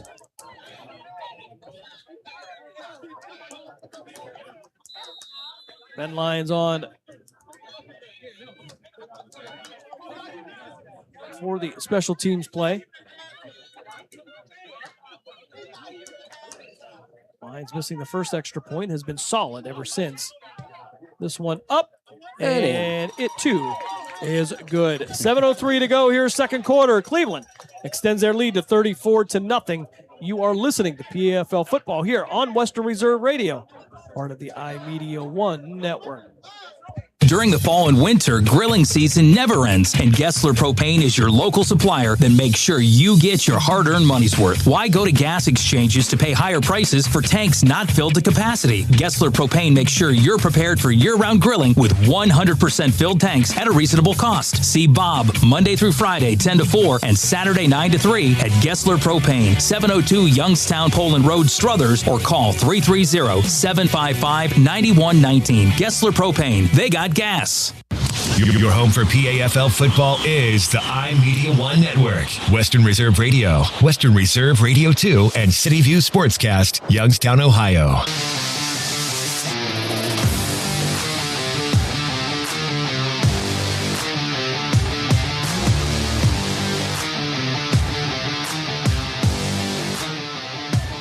.703 to go here, second quarter. The Cobras with a 34-0 lead. As Lions will put a boot into this one. He'll send this one down towards the end zone. Picked up at the 6-yard line and returned by Warren out to the 20. And 25-yard line, he'll take a bump. And the Cobra special teams coming up big. Malik Gaddy delivering a shot with just under 7 minutes to play here, first half. 34-0 is your score.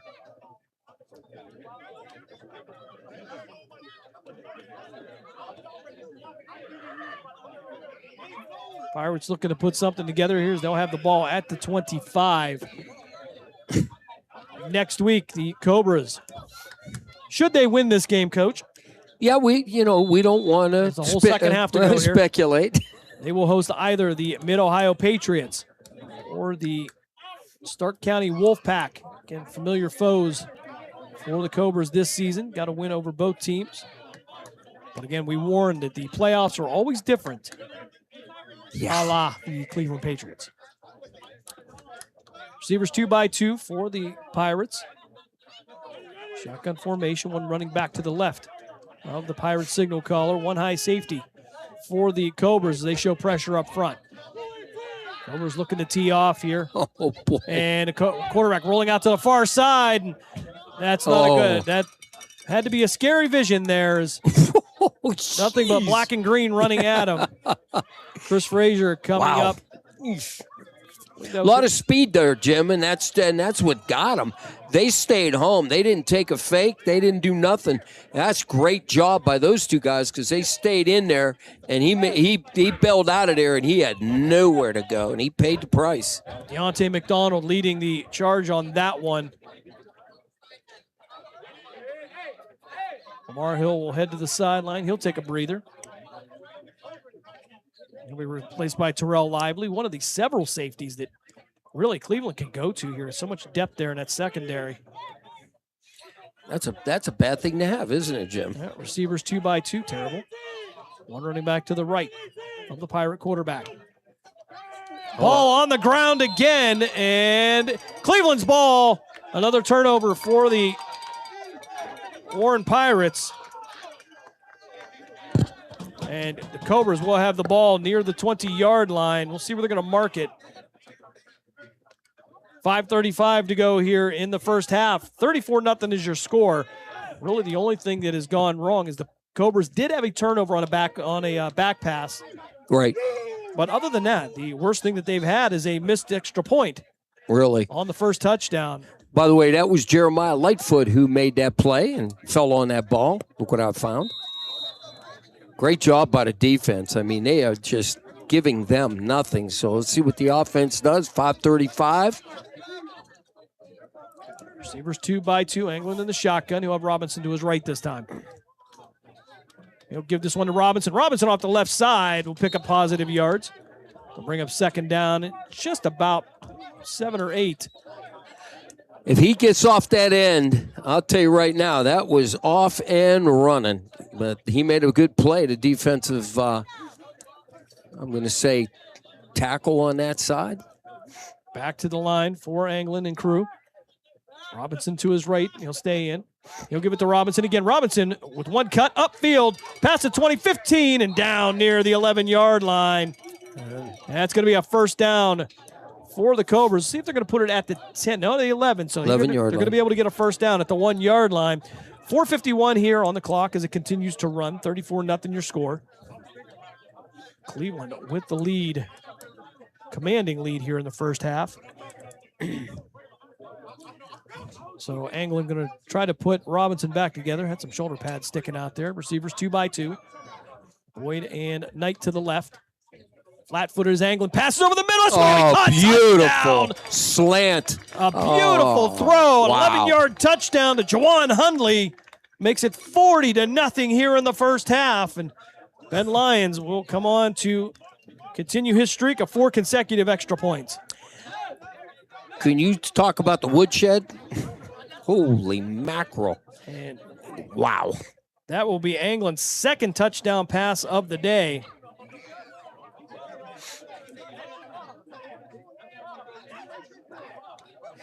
Nah, I hate to say it, but I'd come out in the second half with starters.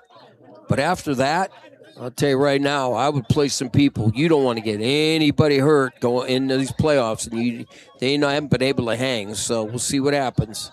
Scoring recap's going to be fun this week as snap comes back. Lions puts a boot into it, and it is good. 4:27 to go here, second quarter. Cobras take a 41-0 lead.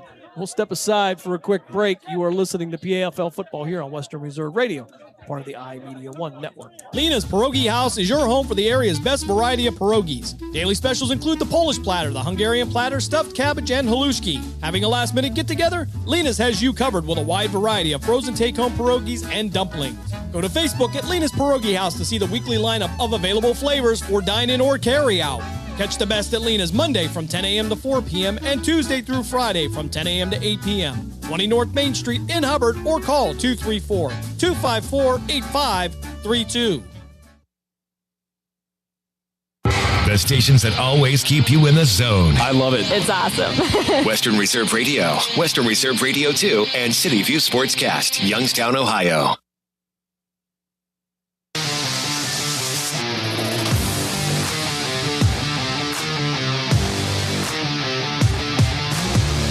.27 to go here. First half, Cobras 41. Pirates 0. Lions sending this one out to the far side. Fielded at the 17-yard line by the Pirates. Brought out to the 25, 30. Out to the far side.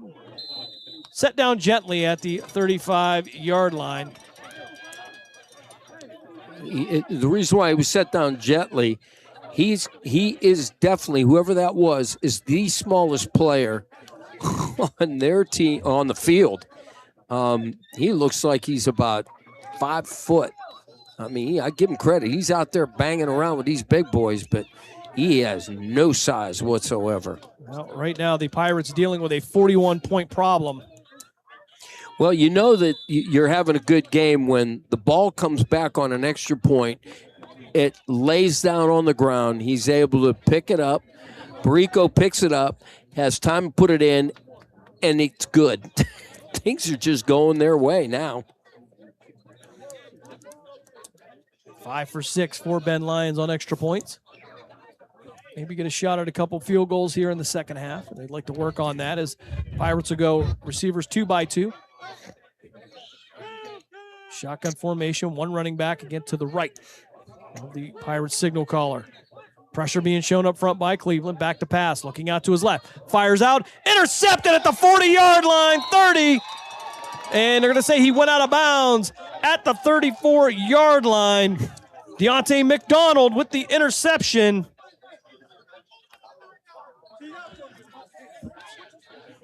I believe the third turnover of the day, if I'm not mistaken. Lost track there. And the Cobras offense will go right back to the field with a 1st and 10 at the Pirate 29-yard line. Plus side of the field again for Cleveland. 3:34 to go here. First half, 41-0 is your score. I mean,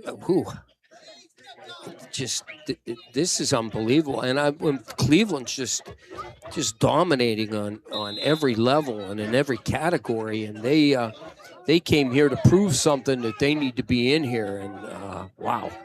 Whew. Again, they came with very little numbers, but how do you come to a playoff with that little? There's 18 guys there, maybe. Wow. So ball marked at the 34. I said the 29 initially. It's a 34. What's that? Doing the Woodrow Wilson math again. Sorry. Receivers, okay. 2x2. We understand. I'm glad you do. It's Anglin, who is just back to pass. Stepping up is Anglin, looking out to his left, fires downfield. This one going to be knocked away near the 5-yard line. Pass was intended for Boyd, and he's trying to get Boyd on the score sheet here, but that will now bring up second down now for the Cobras. 41-0 your score. Ball at the 34-yard line. Clock will continue to run here. We'll hit about the 2.5-minute mark. I'd still run the ball. I know they want to get that score up, but they know you're going to pass the ball. I'd start running the ball a little bit here. You're going to catch them. So receivers 2x2. 4, 5, 6, 7. They got 7 in the defensive backfield right now. Anglin waiting for the snap. Back to pass, out to his left, fires. This one dropped by Boyd at the 20-yard line. And Antonio Boyd says, I'm the only one not having a good day here. Right in his hands. LeBryce Daniels in the backfield, notably for the Cleveland Cobras. Saw him 2 weeks ago and did a great job fighting for yards. He was that back that he didn't go down on that first contact. Yeah, that's what you like to see. As the referee stepping into the huddle. 2-minute warning here in the second half here. Usually that's kind of a coin toss itself here. We get it. Sometimes we do, sometimes we don't. But 2 minutes to go here in the first half. Cobras have a 41-0 lead. We'll step aside for a quick break. You are listening to PFL Playoff Football here on Western Reserve Radio, part of the iMedia1 network.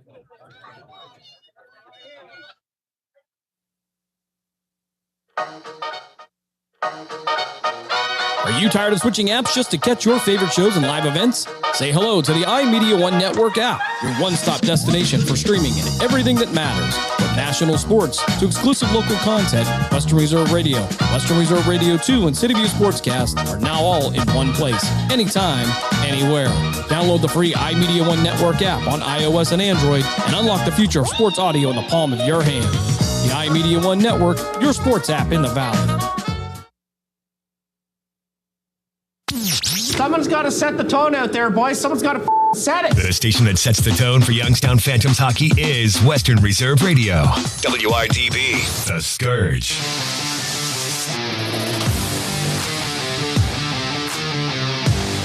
Two minutes left here in the first half. Setting the tone. Youngstown Phantoms hockey just around the corner coming up in September. As Anglin back to pass, looking over the middle. Stepping up in the pocket, under pressure, slips a tackle.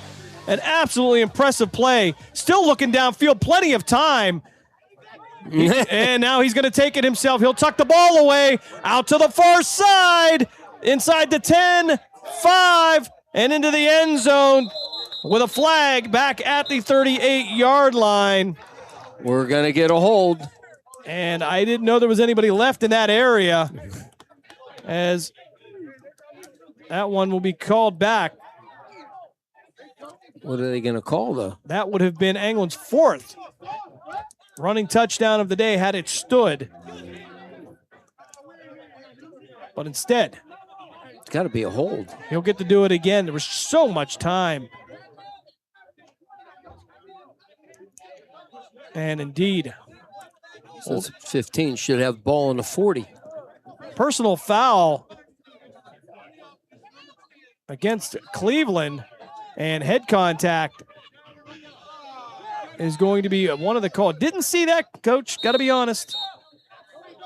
So the official saw something we did not. What? And it looks like head Cleveland contact? will take a timeout. On a run?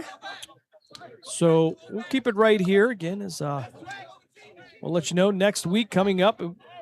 If all holds true, the Cleveland Cobras will host the second round of the 2A portion of the PAFL playoffs right here in North Royalton.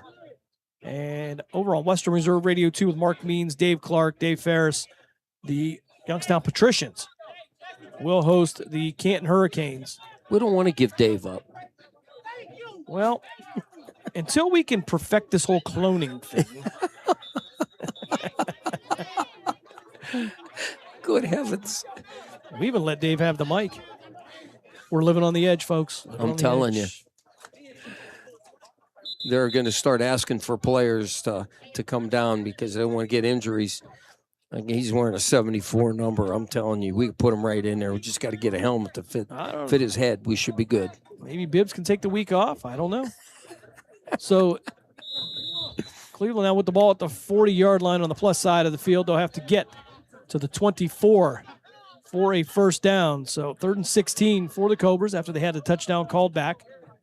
LeBryce Daniels in the backfield. They'll send Hundley in motion from left to right. Back to pass is Anglin. Dumps it off to Daniels. Daniels with the ball and some momentum.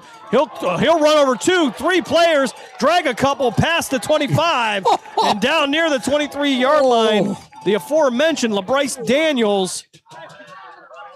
Let me tell you what. With a commercial driver's license. 14 from them saying, what was the name of that Mack truck that just ran me over? Incidentally, it's a first down for Cleveland, but that's really not the story on that play. No. Holy my goodness. Mackerel. Why are you so angry? I'm telling you, what a run. All right, they'll go right back to the line here. Feed the beast. Feed the beast. You want to see that one again. 1st and 10 from the 24-yard line, plus side of the field. Back to passes Hundley. He'll go flat-footed. Fires out into the corner. A wide-open receiver and overthrows his receiver. And I'm trying to get a name on that, but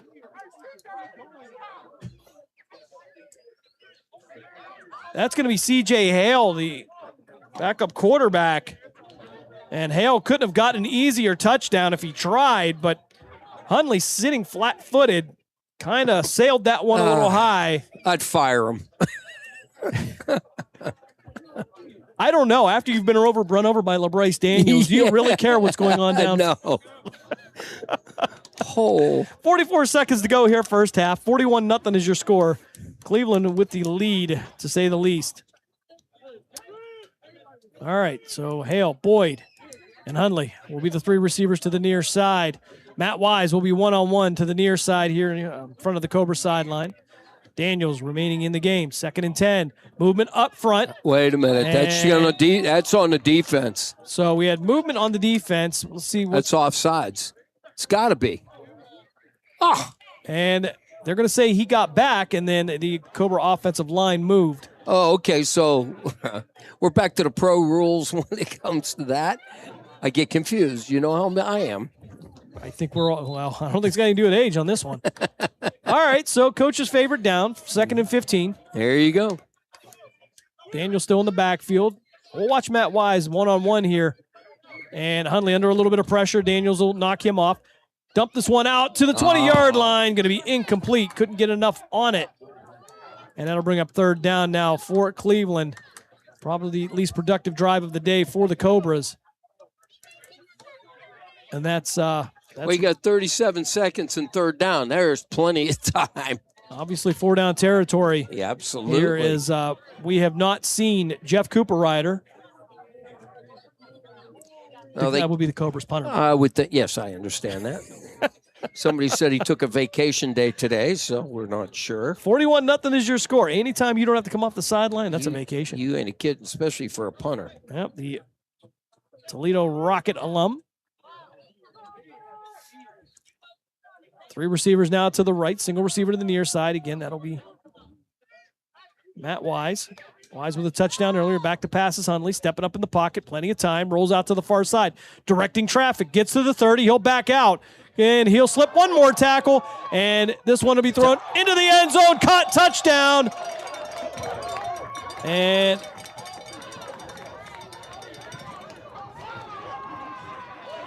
That is going to be a 29-yard touchdown pass. I thought for a moment that Hundley maybe have come across the line. You're right, Jim. I was looking exactly where you were looking, 100%, and I couldn't tell. But the official's standing right there. Another Cobras touchdown here, 29 yards. Wow.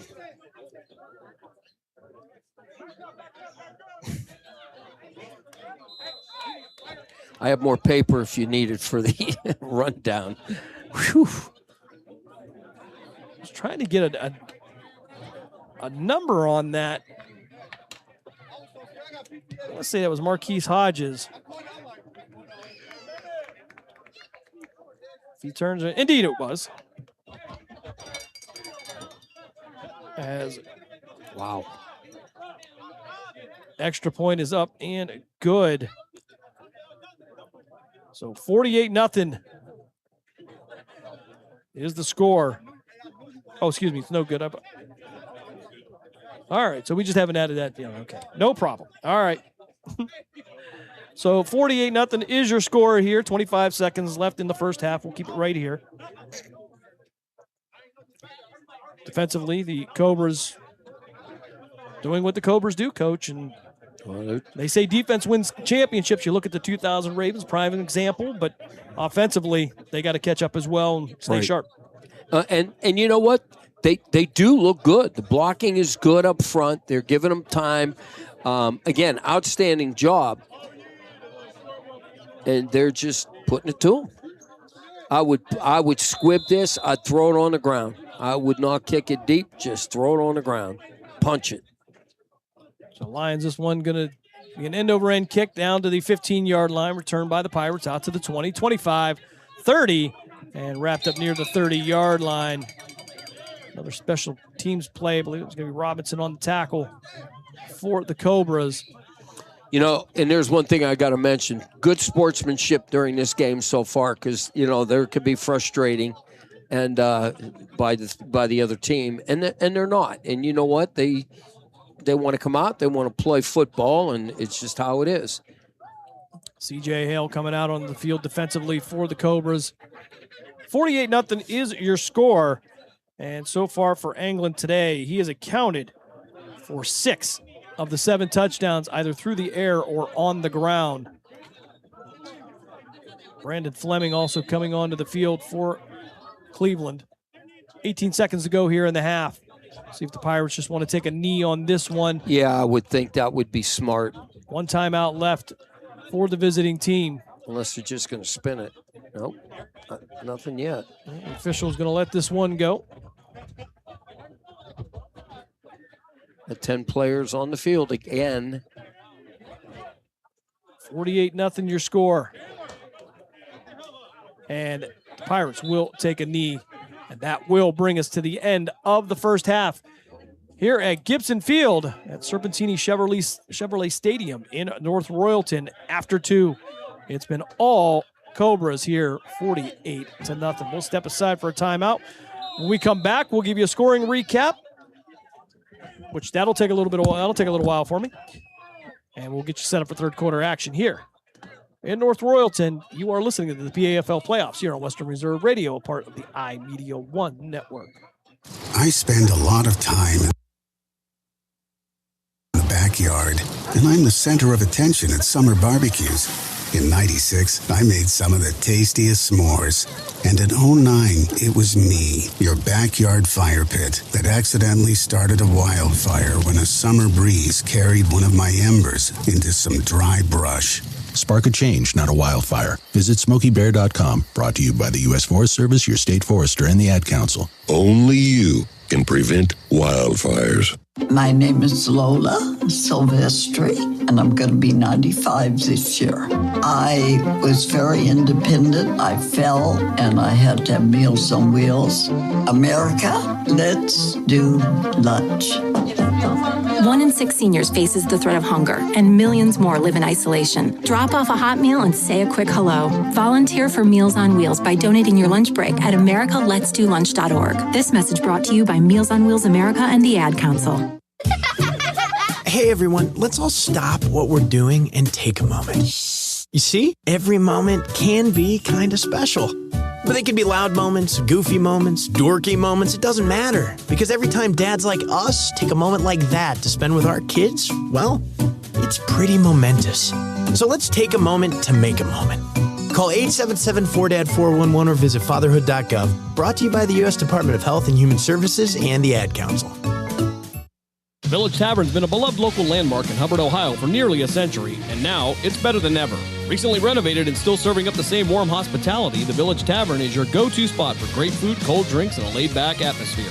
Whether you're stopping in for dinner, catching up with friends, or just looking to relax, you'll enjoy a full menu of American favorites, rotating drink specials, and friendly service that makes every visit memorable. Be sure to visit the Village Tavern at 746 North Main Street in Hubbard, right next to Repair That Glass. To learn more, go to villagetavern3.com. Your home for PAFL football is the iMedia1 Network. Western Reserve Radio, Western Reserve Radio 2, and City View Sportscast, Youngstown, Ohio.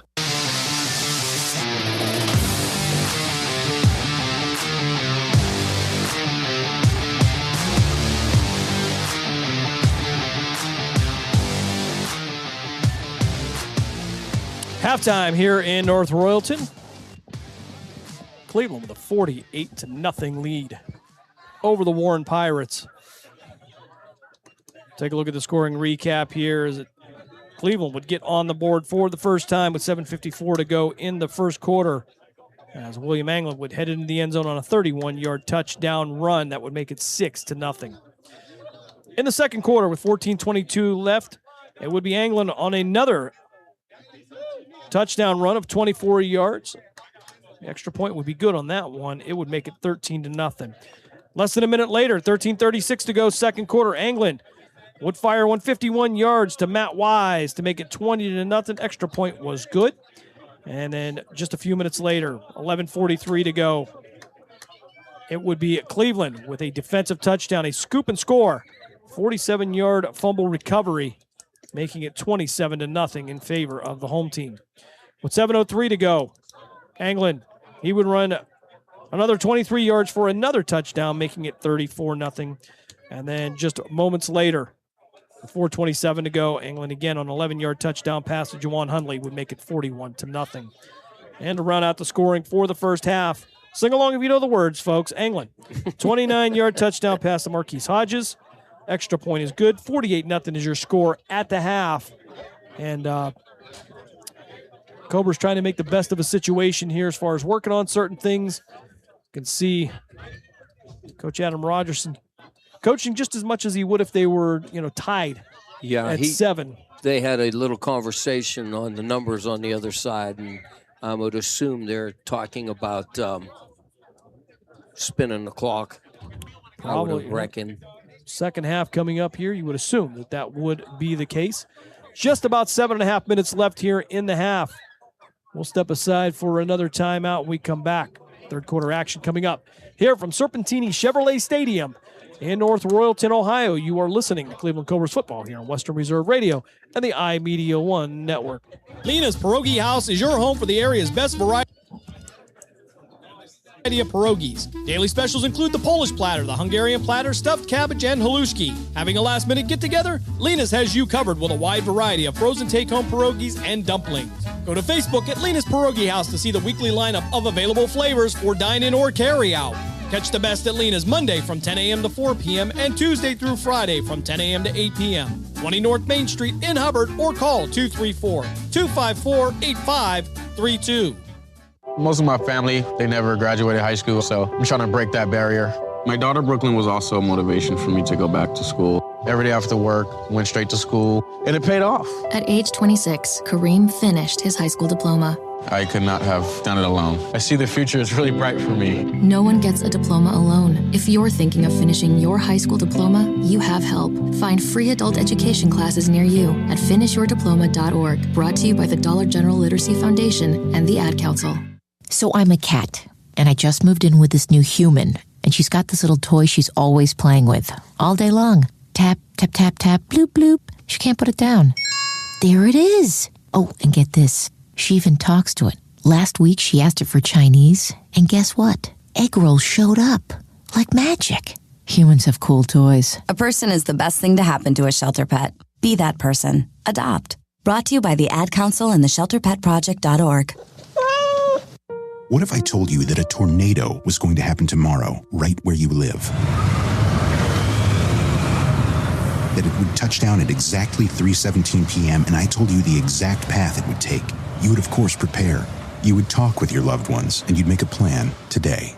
It's true, I can't tell you a tornado will strike tomorrow, but shouldn't you have a plan anyway? Go to ready.gov/communicate and make your emergency plan today. Don't wait. Communicate. Brought to you by FEMA and the Ad Council. During the fall and winter, grilling season never ends, and Gessler Propane is your local supplier that makes sure you get your hard-earned money's worth. Why go to gas exchanges to pay higher prices for tanks not filled to capacity? Gessler Propane makes sure you're prepared for year-round grilling with 100% filled tanks at a reasonable cost. See Bob Monday through Friday, 10 to 4, and Saturday, 9 to 3 at Gessler Propane, 702 Youngstown Poland Road, Struthers, or call 330-755-9119. Gessler Propane. They got gas. I spend a lot of time in the backyard, and I'm the center of attention at summer barbecues. In '96, I made some of the tastiest s'mores. And in '09, it was me, your backyard fire pit, that accidentally started a wildfire when a summer breeze carried one of my embers into some dry brush. Spark a change, not a wildfire. Visit SmokeyBear.com. Brought to you by the U.S. Forest Service, your state forester, and the Ad Council. Only you can prevent wildfires. My name is Lola Silvestri, and I'm going to be 95 this year. I was very independent. I fell, and I had to have Meals on Wheels. America, let's do lunch. 1 in 6 seniors faces the threat of hunger, and millions more live in isolation. Drop off a hot meal and say a quick hello. Volunteer for Meals on Wheels by donating your lunch break at americaletsdolunch.org. This message brought to you by Meals on Wheels America and the Ad Council.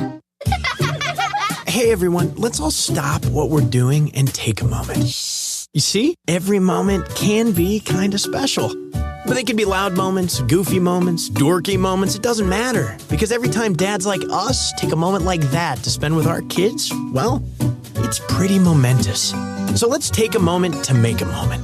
Call 877-4DAD-411 or visit fatherhood.gov. Brought to you by the U.S. Department of Health and Human Services and the Ad Council. Discount Power Sports LLC is continuing to grow. They offer ATVs, dirt bikes, go-karts, electric bicycles, while offering off-road power sport repair services. Located at 758 North Main Street in Hubbard, right next to the newly renovated Village Tavern. Discount Power Sports LLC also offers financing and accepts all major credit cards. Discount Power Sports LLC, find them online at discountpowersports.biz. Discount Power Sports LLC, where value meets adventure. Are you ready to join the legacy? This is your chance to become part of something special with the Youngstown Patricians. Honoring the proud football tradition of the Valley, we're on the lookout for talented post-high school athletes who want to make their mark on the field. Whether you're a seasoned high school athlete, college, or former professional player, develop your skills and become part of a team that values hard work, dedication, and community spirit. Don't wait. Begin your path to the gridiron by visiting youngstownpat.com or contacting us on Facebook at the Youngstown Patricians. Be bold, be legendary, join the Youngstown Patricians today. Village Tavern's been a beloved local landmark in Hubbard, Ohio for nearly a century, and now it's better than ever. Recently renovated and still serving up the same warm hospitality, the Village Tavern is your go-to spot for great food, cold drinks, and a laid-back atmosphere. Whether you're stopping in for dinner, catching up with friends, or just looking to relax, you'll enjoy a full menu of American favorites, rotating drink specials, and friendly service that makes every visit memorable. Be sure to visit the Village Tavern at 746 North Main Street in Hubbard, right next to Repair That Glass. To learn more, go to villagetavern3.com. Are you tired of switching apps just to catch your favorite shows and live events? Say hello to the iMedia1 Network app, your one-stop destination for streaming and everything that matters. From national sports to exclusive local content, Western Reserve Radio, Western Reserve Radio 2, and City View Sportscast are now all in one place, anytime, anywhere. Download the free iMedia1 Network app on iOS and Android and unlock the future of sports audio in the palm of your hand. The iMedia1 Network, your sports app in the Valley. Your home for PAFL football is the iMedia1 Network. Western Reserve Radio, Western Reserve Radio 2, and City View Sportscast, Youngstown, Ohio.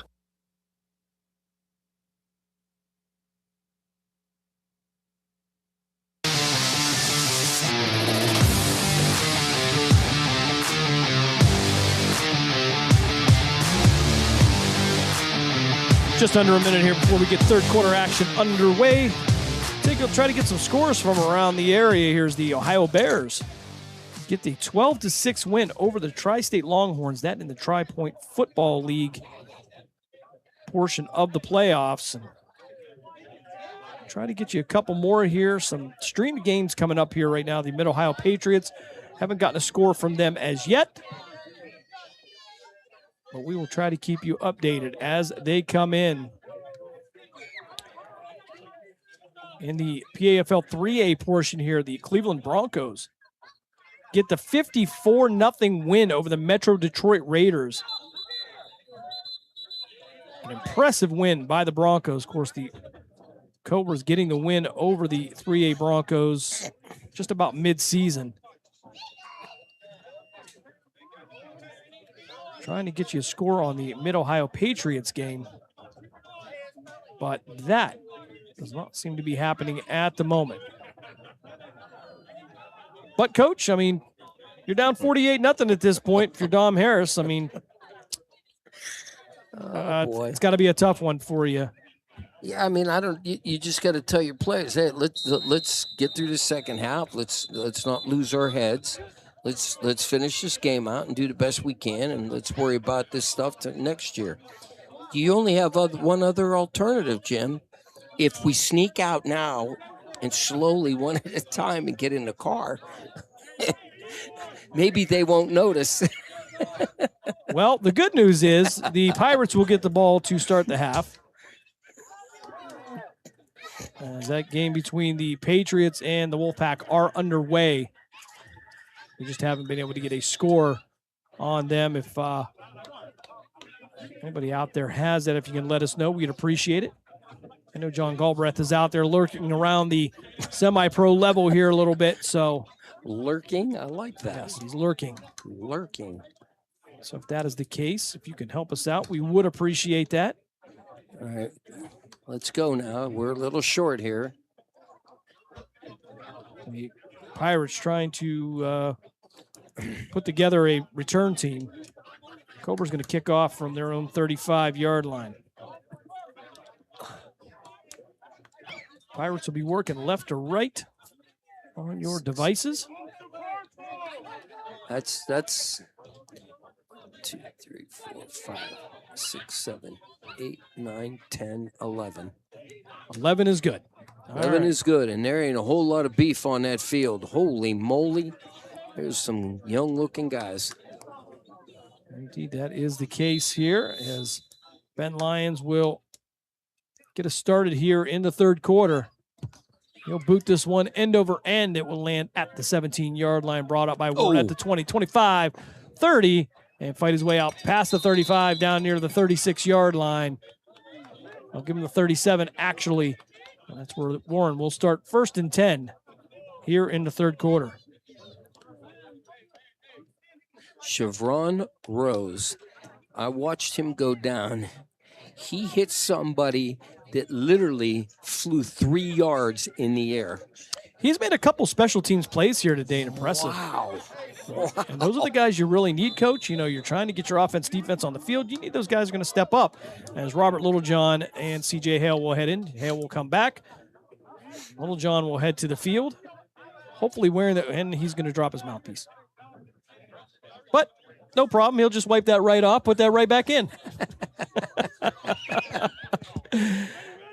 All right, so 1st and 10 for Warren. Ball at their own 37-yard line. They're going to go 2 backs in the backfield here, each to the respective hip of the Pirate signal caller. Oh, my, jailbreak.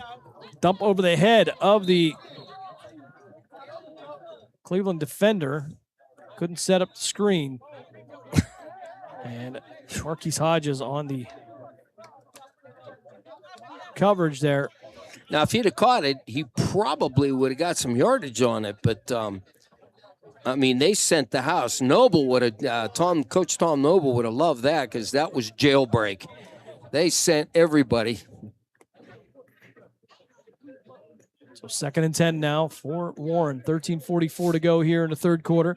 48-0 is your score. Cleveland with the lead. I believe we're going to be right back here next Saturday. as the Cobras will host the winner of the Stark County Wolfpack and the Mid-Ohio Patriots, if I am not mistaken. And where are they ranked, Jim? Pardon me? Where are they ranked? Under the Cobras. I don't know. Very good, Jim. Thank Fourth you for and fifth. that. I think that was going to be a 3-4 matchup, maybe? Okay. 4-5 match. I don't know. Snap back to pass. Rolling out there. Going to throw this one downfield. Has an open receiver. And it's going to be thrown into double coverage. Broken up. And that will bring up third down for the Pirates, who had a good look on that, but just couldn't bring it in. Well, Terrell Lively was playing center field, and it looked like he got over on top and was able to knock it over. He just floated that in there. He was playing safety, and he came across and knocked it out of his hands. I'll bring up third down now for Warren. At this point, I would assume this is going to be 4-down territory. You're just trying to get on the board, get something positive going. Well, I don't know, Jim. I might punt it away just to maybe give the defense a little bit of more room. I don't know. They're in quads again, empty. 4 receivers to the left, single receiver to the near side. They'll send a man in motion from left to right. High motion behind the quarterback. High snap over the head of the quarterback, and he's going to pick it up, roll it to the far side, and that is not a good look. He'll be knocked out of bounds near the 14-yard line. And there were 4 black and green jerseys running right at him, Coach. And yeah. I don't know. That, as Deion Sanders would say, that was a business decision. You ain't a kid. And I thought I heard a little scream there going to the outside because, wow. He was running for his life. Dave's over there catching up on his Netflix.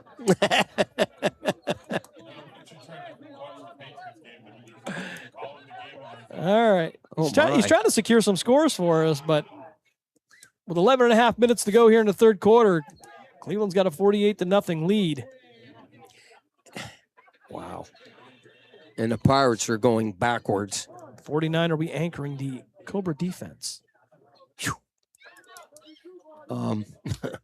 It's 4th and a mile. Yeah, the ball marked at, and the Pirates are going to take a timeout. 11:08 left here. Third quarter, all at the 16-yard line. Warren would have to get to the 37-yard line for a first down. And if they took a timeout, nobody seems to be reacting to it. All right, 4th down here, punting situation for the Pirates. Thought they were going to go for it.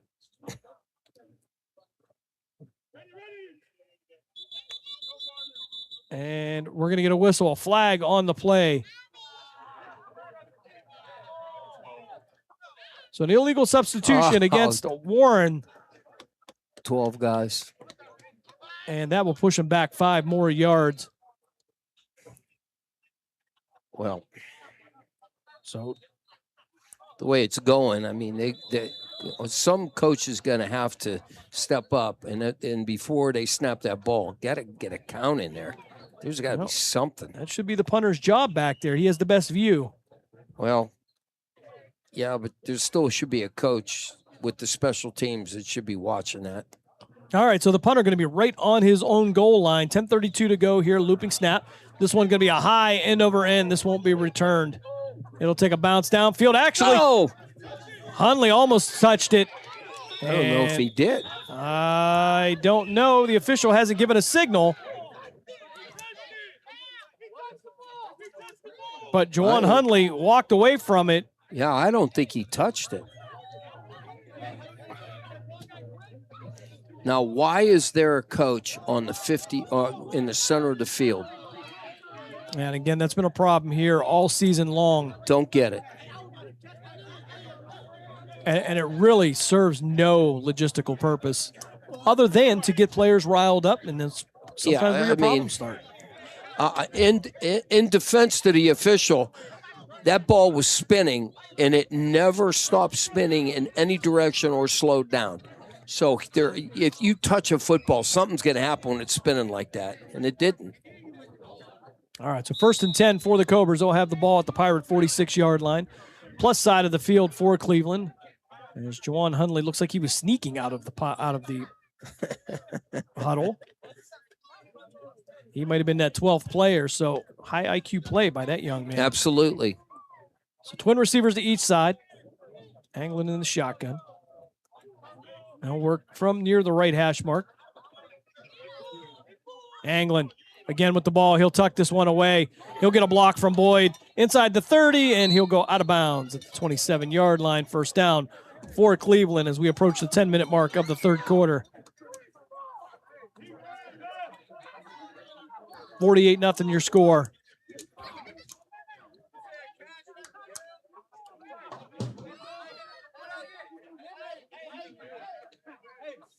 I believe we'll keep this clock running here as much as humanly possible. Yeah, well, I don't think it's going to stop. I think that was the little powwow that both staffs were talking about at the 50. Just keep us going. Back to the line here for Cleveland. First and 10, ball to 26.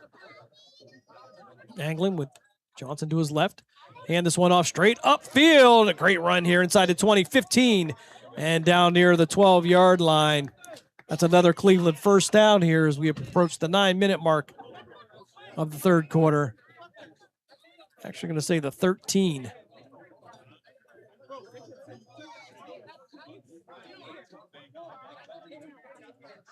Under 9 minutes to play here.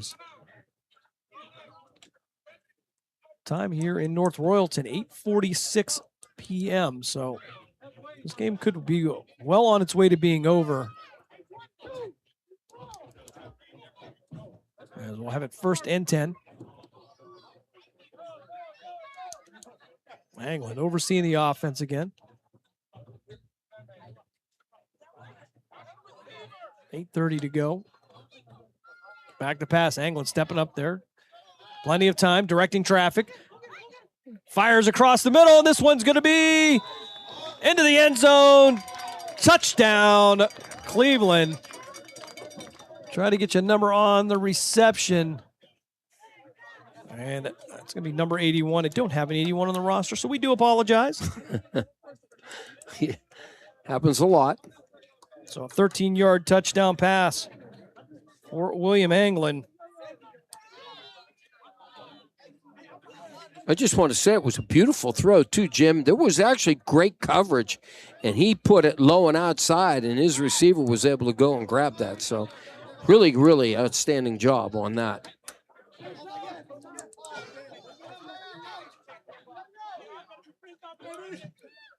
$54-0 your score, pending the extra point.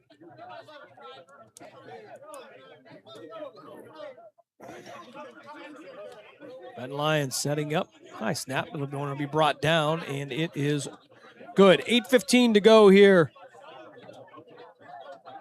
Cobras take a 55-0 lead over the Warren Pirates. We'll step aside for a quick break. You are listening to PFL Football here on Western Reserve Radio and the iMedia1 Network. Play the new $5 Win Big Scratch-Off for a chance to win $100,000. But if you don't, just scan that ticket for a second chance to win big. Enter our Big Game Second Chance promotion to win great pro football prizes, including Cleveland tickets, Cincinnati tickets, or even tickets to the biggest football game of the year. If football is your passion, win big is your game. Only from the Ohio Lottery. Way to go, Brian. This is number 2 best safety in the league, Chris Fraser, and you're listening to the Cleveland Cobras on Western Reserve Radio and the iMedia1 Network.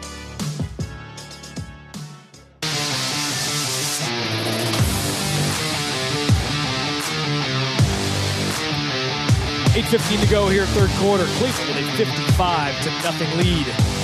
As Lyons sends this one down to the 20-yard line, it'll roll back to the 10, where Warren will pick it up, try to bring it out to the 15, and he'll be surrounded by about 6 black jerseys. He'll try to fight his way forward, but we'll have a late flag.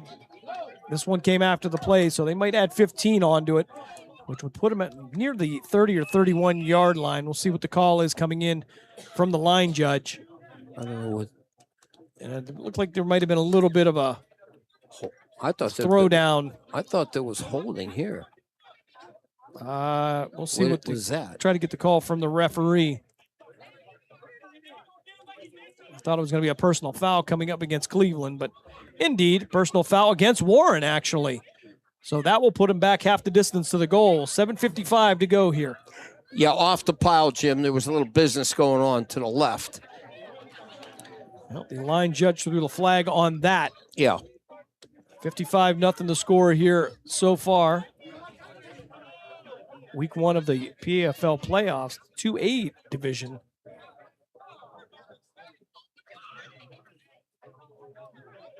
Going to try to get you some scores here. As I know the Erie Express were in action, taking on the Steel City Bobcats. Like to get a highlight, or a final on that one.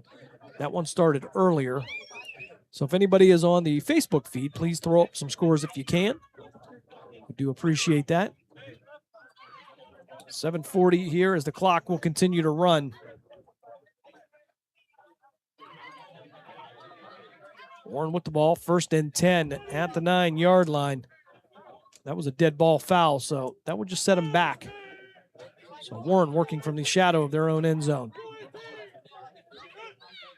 High snap. Oh They'll gosh, hand this one off. Again. And they'll get back to the line of scrimmage. Actually get forward there, maybe out to the 11. Might have been a pickup of just about 2. 2nd and 8 coming up. Got some scores for you, Jim. Go ahead, Dave. Erie Express defeat the Bobcats 20-15. Close game. And the Bengals defeat the Columbus Fire on a last-second Hail Mary, 32-26. Interesting. Wow. Last-second Hail Mary. I think that happened to another team, as I recall. Last-second Hail Mary. I have no idea what you're talking about. And nor shall we ever talk about it again. That was probably one of the hottest football games and longest football games I ever coached in my life.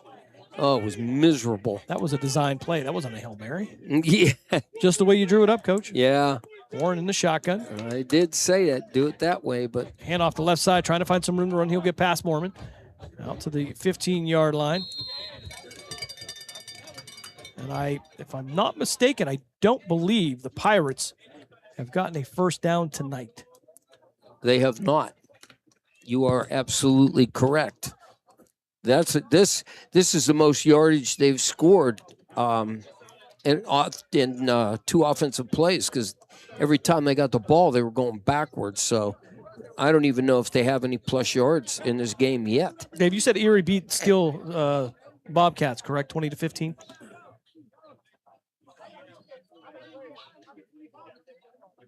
Okay. And the Bengals over the Fire. Fire having a rough season, uncharacteristic season for the Columbus Fire. As it'll now be 3rd and about 4 for Warren. All kinds of movement up front, and everybody's going to point at each other. Yeah, it's right here. Pirates have a receiver at the 34-yard line. The ball is back at the 19, so it's going to be a false start. That will push him back 5. So instead of 3rd and short, they're going to move this one back to the 11-yard line. So now 3rd and 8. What were you saying about that positive yardage, Bob? Yeah. The other thing, too, Dave, what upsets me is when you're a wide receiver, I don't know what you're thinking. Don't listen to the quarterback. Watch the snap of the ball. It's simple. You just turn your head. You take a peek of where your defensive back is, and you're peeking at the ball. As soon as it's snapped, you know what you're going to run and what you're going to do. There's no reason not to look at that football. 55-0 is your score. 4:45 to go here, 3rd quarter. Clock running now as Pirates will go receivers 2 by 2. 3rd and just about 8. Back to pass. Good snap this time. Stepping up, fires downfield, and this one almost intercepted. Incomplete. That'll bring up 4th down. As Hoy Harris looked like he was getting close to it. But went over his head and actually had a second chance for a Cobra defender, but couldn't bring it in. And I think when he was going down, I don't know if it hit his foot and went straight up. It And hit then his back. Is that what it was? It was back, yeah. Okay. So I said it looked like what it I think double it clutched. was is the safety threw off his timing, because I think he would have had it. The safety threw off his timing when he jumped for it. Okay. And he kind of lost sight of it after that. At least that's what it looked like to me. That's fine. All right. Just about 3.5 minutes to go here, third quarter. If you're just joining us, Cobras 55, Pirates nothing.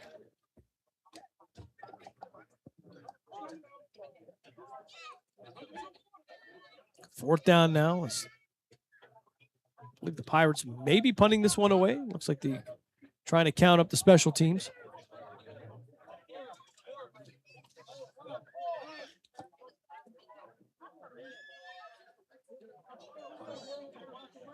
Cobras back in action next Saturday, round 2 of the playoffs.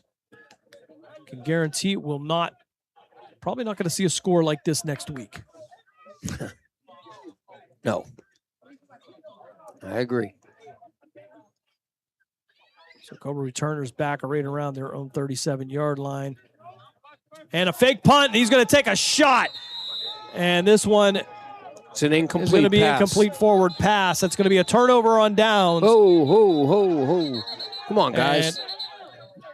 And it'll be Cobras with the ball, 1st and 10. Flag coming in well after the play here. So ball right now marked at the 11. So that could be now at the 26-yard line if that flag is against Cleveland. 2:35 Offset. to go here. All right. So I think he's calling offset. So the ball marked now at the 11-yard line.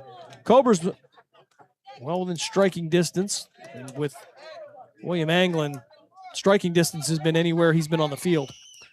Adam needs to talk to his players and say, shut up and walk away, because if you get thrown out, you ain't playing and we need you in that next playoff game. That was something that I stressed. Don't care what they say. Could care less. Just walk away. 2:35 remaining here, third quarter. 55-0 is the Cobras score.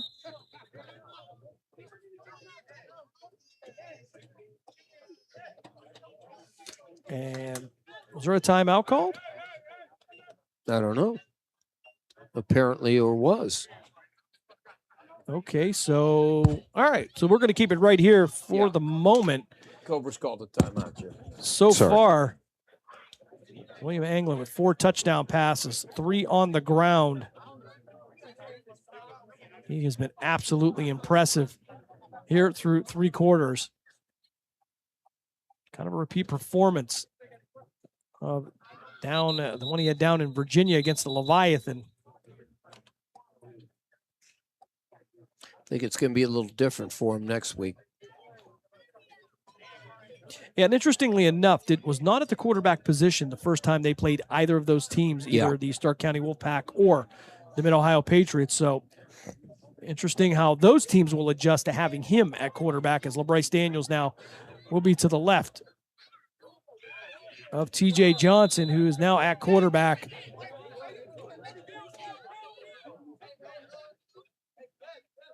Robinson the tailback, 2 receivers to the right. Johnson on the option. He'll keep it himself inside the 5 and into the end zone. Touchdown. 11-yard touchdown. TJ Johnson makes the score 61-0 with 2:18 to go. As it looks like Anglin's night is going to be done. Which I agree. Get some of these starters out of there. Get your second team in. You've won the game. They're not going to come back. You don't want any injuries.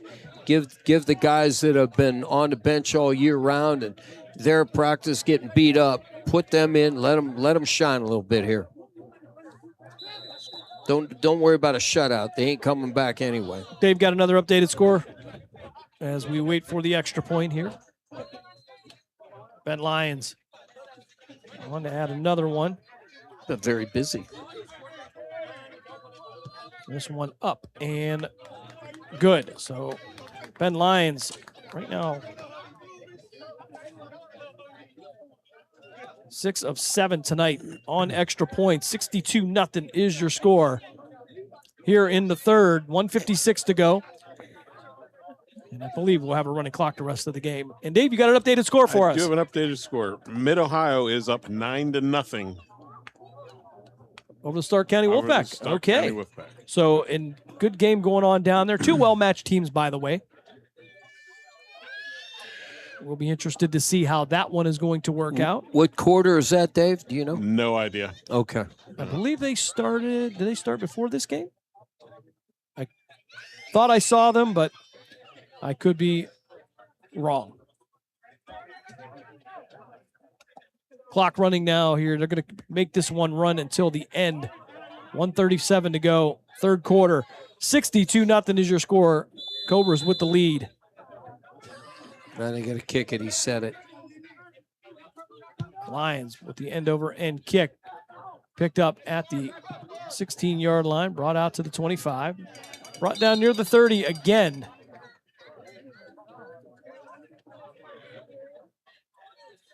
That's where Pirates will get the ball. Tavion Swain making the tackle on special teams for the Cobras. I would imagine we have some changes coming in. Yep. See some different numbers. And this is what Mark Means would call roster time. Here in the third quarter, 1:17 to go here. Cleveland 62, Warren nothing. Get some of those players out of there. So 2 Picornis and a Barrico on that front line for the defense. Marquise Hodges will be at the linebacker position. Kent McCauley going to stay in there at the corner. He'll provide some of that veteran leadership. Chris Frazier will remain on the field as well. I believe Robert Littlejohn going to stay in the center of that defense as well. Yeah, I did notice him going in. I would imagine that they're just going to have him play center field, I would hope. 30 seconds left here in the third quarter, and nobody in a real rush. I think they're going to wait till fourth quarter. And the officials are going to say run a play. Nope, Pirates are going to take a timeout. 16 seconds left here as we keep track of the playoff situation here in the PAFL 2A portion this week. The Mid-Ohio Patriots with a 9-0 lead over the Stark County Wolfpack. Not sure about the time remaining in that game, but in the 3A division, Erie defeats the Steel City Bobcats. I believe that avenges a regular season loss by Erie. And the Beaver County Arctic Bengals, from what we were told on a last-second Hail Mary, gets it into the end zone. They get the 32-26 win over the Columbus Fire. Again, an off-season for the Fire. They've struggled earlier in some of the regular seasons, but have always been right there with the playoffs. Not to be this year, though. You know, you can't always be up there, Jim. There's times that, you know, you don't know who's dropped out, especially, you know, with minor league football. You don't know what situation of each one of these gentlemen. You know, I'm sure they have families, carry a job. There's other things. So, unfortunately, you know, things change. They get older. One of the longest-running franchises at this level. Columbus Fire, I believe they've been around since 2000, maybe? All right, empty backfield for the Pirates. Back to pass, looking out, rolling out to the left side, being chased down, fires downfield, and overthrows his receiver. That'll bring up 2nd and 10. As that will bring us to the end of the third quarter here in North Royalton after 3. The Cobras, they're cruising. It's 62-0 in favor of the Cobras. We'll step aside for a quick timeout. You are listening to Cleveland Cobras football here on Western Reserve Radio and the iMedia1 Network. Lena's Pierogi House is your home for the area's best variety of pierogies. Daily specials include the Polish platter, the Hungarian platter, stuffed cabbage, and halushki. Having a last-minute get-together? Lena's has you covered with a wide variety of frozen take-home pierogies and dumplings. Go to Facebook at Lena's Pierogi House to see the weekly lineup of available flavors for dine-in or carry-out. Catch the best at Lena's Monday from 10 a.m. to 4 p.m. and Tuesday through Friday from 10 a.m. to 8 p.m. 20 North Main Street in Hubbard, or call 234-254-8532. Your home for PAFL football is the iMedia1 Network. Western Reserve Radio, Western Reserve Radio 2, and City View Sportscast, Youngstown, Ohio.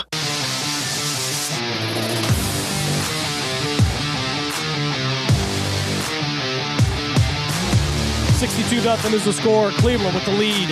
To the flip sides of the field. Clock will start. The Pirates will have the ball. 2nd and 10 from their own 30-yard line. Receivers 2 by 2. Pirates working right to left here to round out this one. They'll send a man in motion. Empty backfield now. Rolling out to the far side. Look for a receiver. Nothing there. Hold on to it. One good spin move, and they'll get out to the 39-yard line. Bring up 3rd and 1 now for the Pirates. If I'm not mistaken, that was Ambrose Picorni chasing him downfield. Why do they keep stopping the clock? Illegal shift. And that we saw the motion man kind of turn up. So an illegal procedure there, and that's the kind of play they're going to let go. But that'll put him back 5 yards. They'll mark the ball at the 25-yard line, so that'll wipe out probably the best offensive play of the day for the Pirates. And again, I'm not sure, and I have to really go back and look, but I don't know if the Pirates have had a first down tonight. No, I don't believe they have, Jim, to be honest with you. I'll have to go back and watch the film to find that out. Pirates coaching staff coming out on the field, and I will clue them in that it is 62-0. Yeah, I mean, come on, coach. Not in your favor. Yeah, I mean, get off the field. No disrespect, but you getting taken to the woodshed. Just let them finish out the game and no issues. Receivers 2 by 2 here. 13.5 minutes left in the game. I'm sure we'll see a running clock here. Back to pass. Fires over the middle, and that's going to be incomplete. That'll bring up 3rd and 15 now for the Pirates, who are trailing 62-0, making about the hour trip from Trumbull County up here to North Royalton and Cuyahoga County.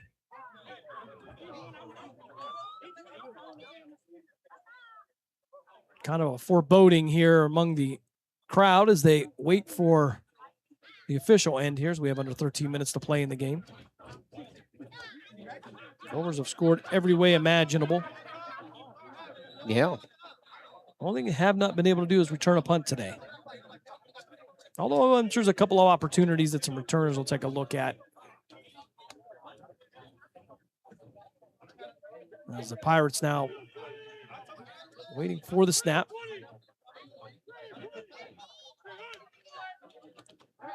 Three-step drop now, rolling out to the far side under pressure. Going to tuck the ball, going to keep it himself. Yeah, spin move and out to the 32-yard line. Make it to 33.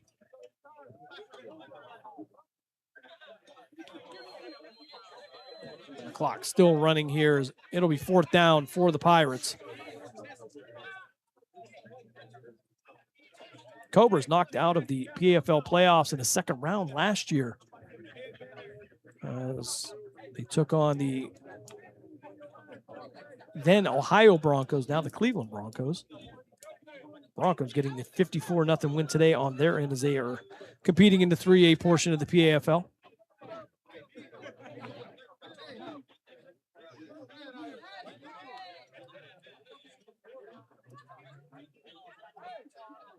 Fourth and about 7 for Warren. Here's the clock. Will continue to run. 11.5 to go here.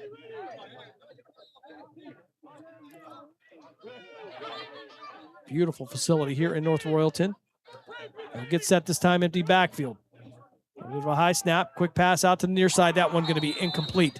And that's going to be a turnover on downs, and the Cleveland offense will return back to the field with 11:12 to go here in the 4th quarter.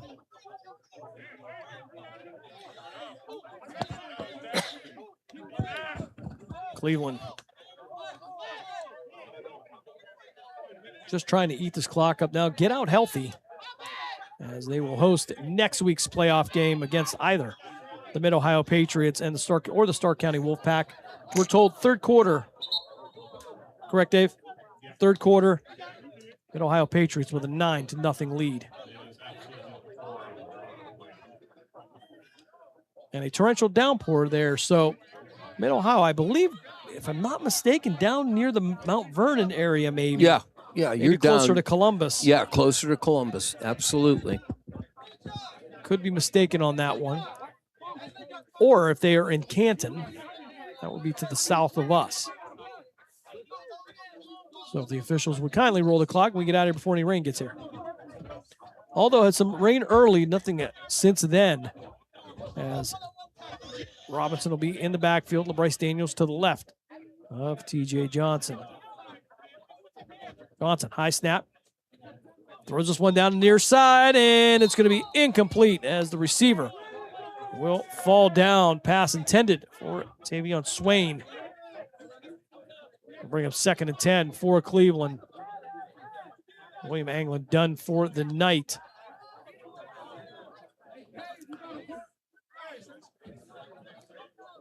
That's pretty much for a lot of them.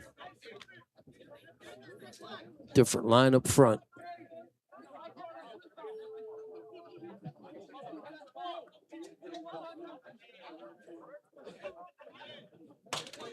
Anglin tonight, 4 touchdowns through the air, 3 on the ground. And I would say, by any standard, that's a good night. Bryce Daniels with the ball, trying to break it out to the outside. He'll be twisted around and finally brought down. And maybe one of the first, maybe the first negative play of the night. Well, he's trying to make something out of nothing. If he puts his head down and goes forward, he might have been able to break a tackle instead of trying to dance around and get hit by 3 guys. He's got to take that ball and just go. Let's not get fancy here. Daniel's not really a shake and bake kind of runner. No. Put your head down and go. More like a Kenworth. Yep. He's the Larry Zonka of today's. Just punish people. Go straight. Keep them pads down and just go. Some of you young people don't know who that is. Look it up. Number 39 for the Miami Dolphins, 1972. Beast. Ben Lyons, 7 of 8 on extra points tonight if you're into that kind of thing. Johnson in the shotgun. Robinson to his right. 3 receivers to the left. Back to pass. 3-step drop. Looking out to his left. Fires over the middle, and this one's going to be thrown into the turf. That'll bring up 4th down for Cleveland. 8:20 to go here in the game. Yeah, 62-0 is your score there, Coach. Yeah. He released it real late. That's why it went into the ground. I watched him. He held the ball a little bit too long on his release, and that'll dive it at his feet. So, yep. 4th down and 15, 16, something like that. I believe next week will be a 7 o'clock kickoff as well. We'll be on the air, 6:50 p.m. Unless there's more to talk about, maybe 6:45. Stay tuned to the iMedia1 social media pages. And of course, you can always download the free iMedia1 network app for iOS or Android. All 3 stations of the iMedia1 network, YouTube, Facebook, everything on there. Johnson rolling out to the far side, under pressure, fires into the end zone, has a man wide open. This one's going to be tipped and intercepted in the end zone. Pirates will bring this one out to the 5, 10, 20-yard line near the 25. And that will bring the Cobras' drive to an end. 7:08 left here in the game. 62-0 is your score. Last time out, a couple of weeks ago, Cobras get the 6-0 win. Right now, it is on the other end of the spectrum with a 62-0 lead with 7:08 to go. Yeah, I just want to tell you, Jim, if I was that quarterback, he had nothing to the left of him. There was no defenders. He tucks it. He might even got the 1st down on that one. So the Pirates will take over. Clock will stop on the change of possession. They'll start at their own 25-yard line. Pirates have not spent a whole lot of time on the plus side of the field.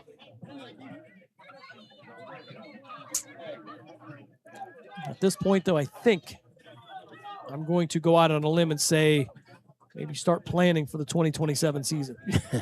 Yeah, that'd be a good idea, Jim.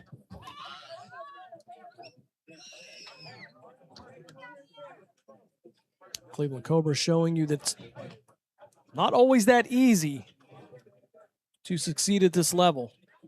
Warren Pirates learning a very valuable lesson here coming in to week 9 of the PAFL season. Well, first of all, you got to bring numbers, and they didn't. And second of all, got to be ready, and they just didn't seem ready. But again, we don't know how many starters weren't here, who's not here, so we could only speculate. Of course, that is because we don't have a roster. And that would be the reason why. Receivers 2x2. Good snap this time. Back to pass. Fires out to the near side. A completed pass at the 30-yard line. And hemmed up instantly by Brandon Fleming at the 30. Great tackle, too. Textbook kind of tackle there. Exactly. You don't see too much of that. I mean, he right into his hip with the shoulder pad, wrapped the legs up, and brought him down. Very, very, very nice tackle. 2nd and 5 now for Warren.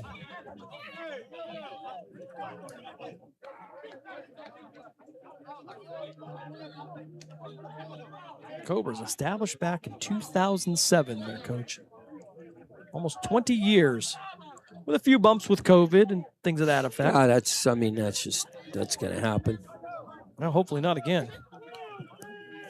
Pistol formation. I'll again. stay out of that one too, Fauci. Yeah. Mm-hmm.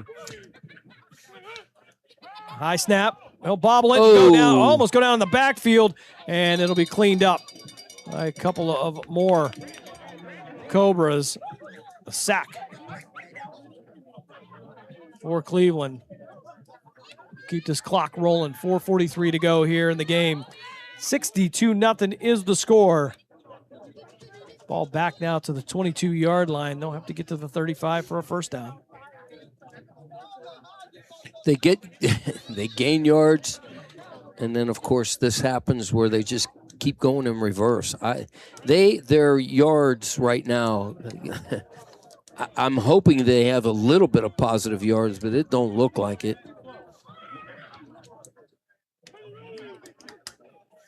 And Cobra defense has just been spot on. 4:05 to go here in the game. Receivers 2x2. High snap. He'll bring it down this time. Stepping up in the pocket under pressure, though. And he's going to be cut down again. He'll get up a little bit slower this time.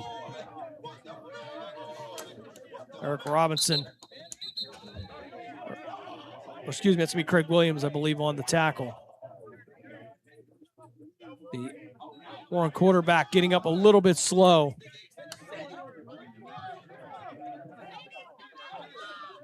.345 to go here. Clock stopped.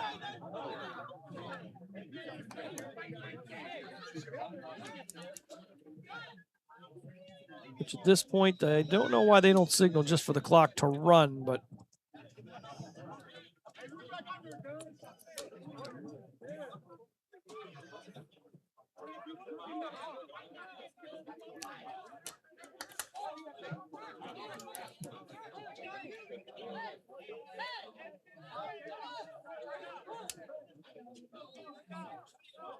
try to get you an updated score on that Patriots Wolfpack game here. Again, 9-0 was your score in the third quarter.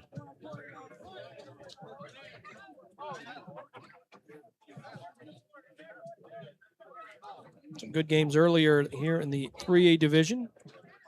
Beaver County Arctic Bengals with the 32-26 win over the Fire. Heard that was an exciting end. And the Erie Express getting the win over the Steel City Bobcats, 20-15. Next Saturday coming up.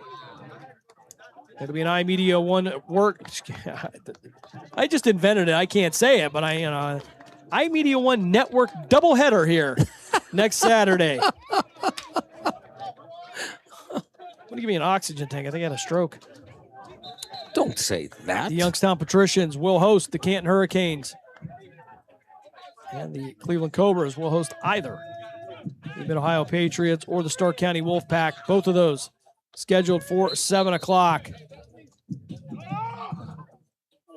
As a little music plays, Malik Gaddy going to have some fun right down near the 40-yard line. Clock running here as we hit the 3-minute mark. 62-0 is your score. As again, the coaching staff making their way out. The whole coaching staff for the Pirates will come out for whatever reason. Laura, I mean, I know you don't want to miss a call in a game so close. What is going on?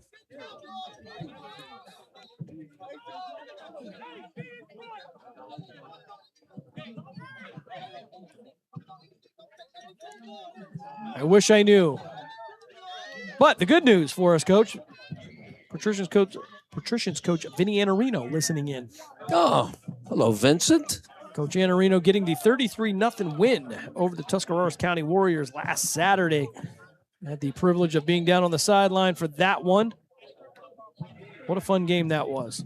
Well played by the Youngstown Patricians. And that's good job by his staff. Certainly. Punt here as it'll be fielded at the 32-yard line. Drop picked up again and brought down near the 27-yard line. Cleveland will have the ball in just about 2 minutes here. We'll see if they're going to give them the 2-minute warning or not. And indeed, it looks like that will be the case. Yeah, even the they're telling them run the clock. Yeah, run it. So we will skip right over that 2-minute warning. 62-0 is your score. Cleveland with the lead. Cleveland looking for its second shutout in as many games. Not sure the Cobras are going to be too anxious to get to the line to take a snap, kneel down, be done.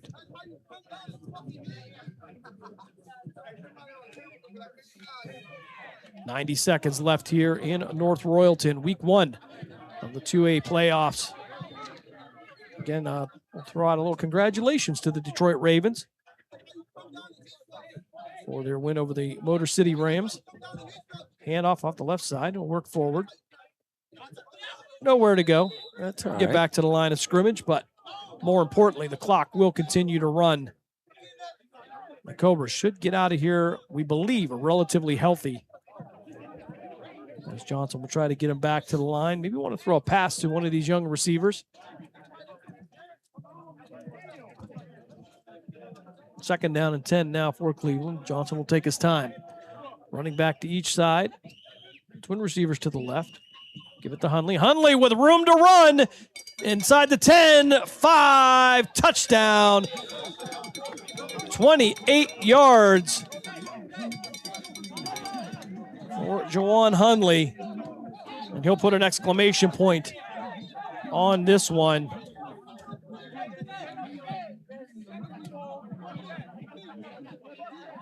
.28-yard touchdown run. All right, boys, that game is over. Makes it 68-0. And the Cobras looking like they're going to go for an even 70 here on a two-point conversion. That's it. And the officials have said you're not going to get a shot at it. Nope, had enough. Zero's up on the clock after 4 quarters. The Cobras, they get the 68-0 win. We'll step aside for a timeout. We come back. We might try giving you a scoring recap. It could take all night. When we come back, we'll wrap it up here. Yeah. From Serpentini Chevrolet Stadium in North Royalton, you are listening to Cleveland Cobras football here on Western Reserve Radio and the iMedia1 network.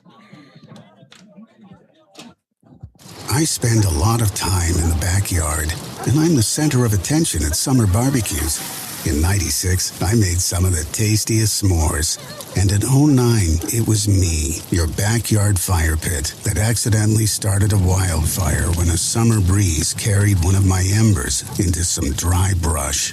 Spark a change, not a wildfire. Visit SmokeyBear.com. Brought to you by the U.S. Forest Service, your state forester, and the Ad Council. Only you can prevent wildfires.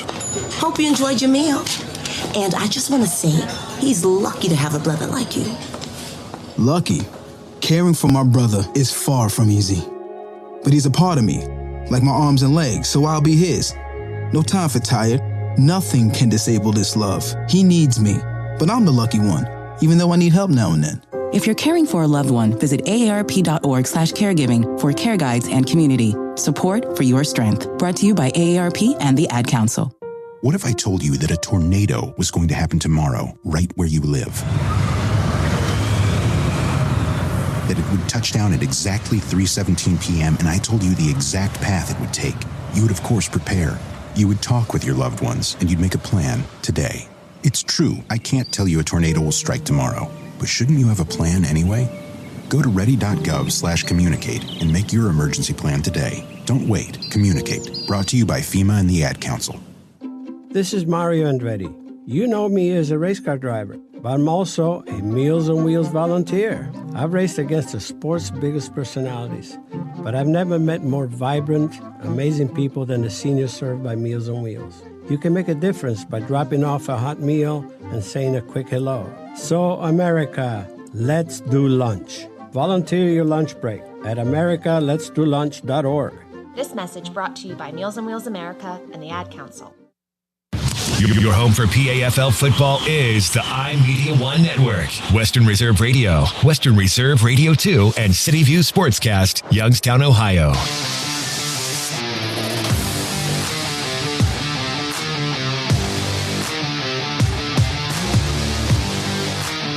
Back here one last time as we wrap it up from North Royalton. Cobras with a 68-0 win over the Warren Pirates.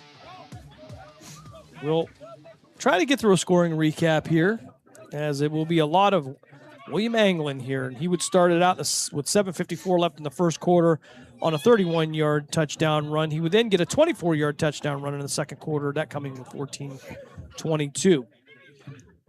13:36 to go. He would hit Matt Wise on a 51-yard touchdown pass. Cleveland defense would come up on a scoop and score. The ball was at the 47. We'll give him credit for that, but he actually ran it about 20 yards either way. It made it 27-0 at that point.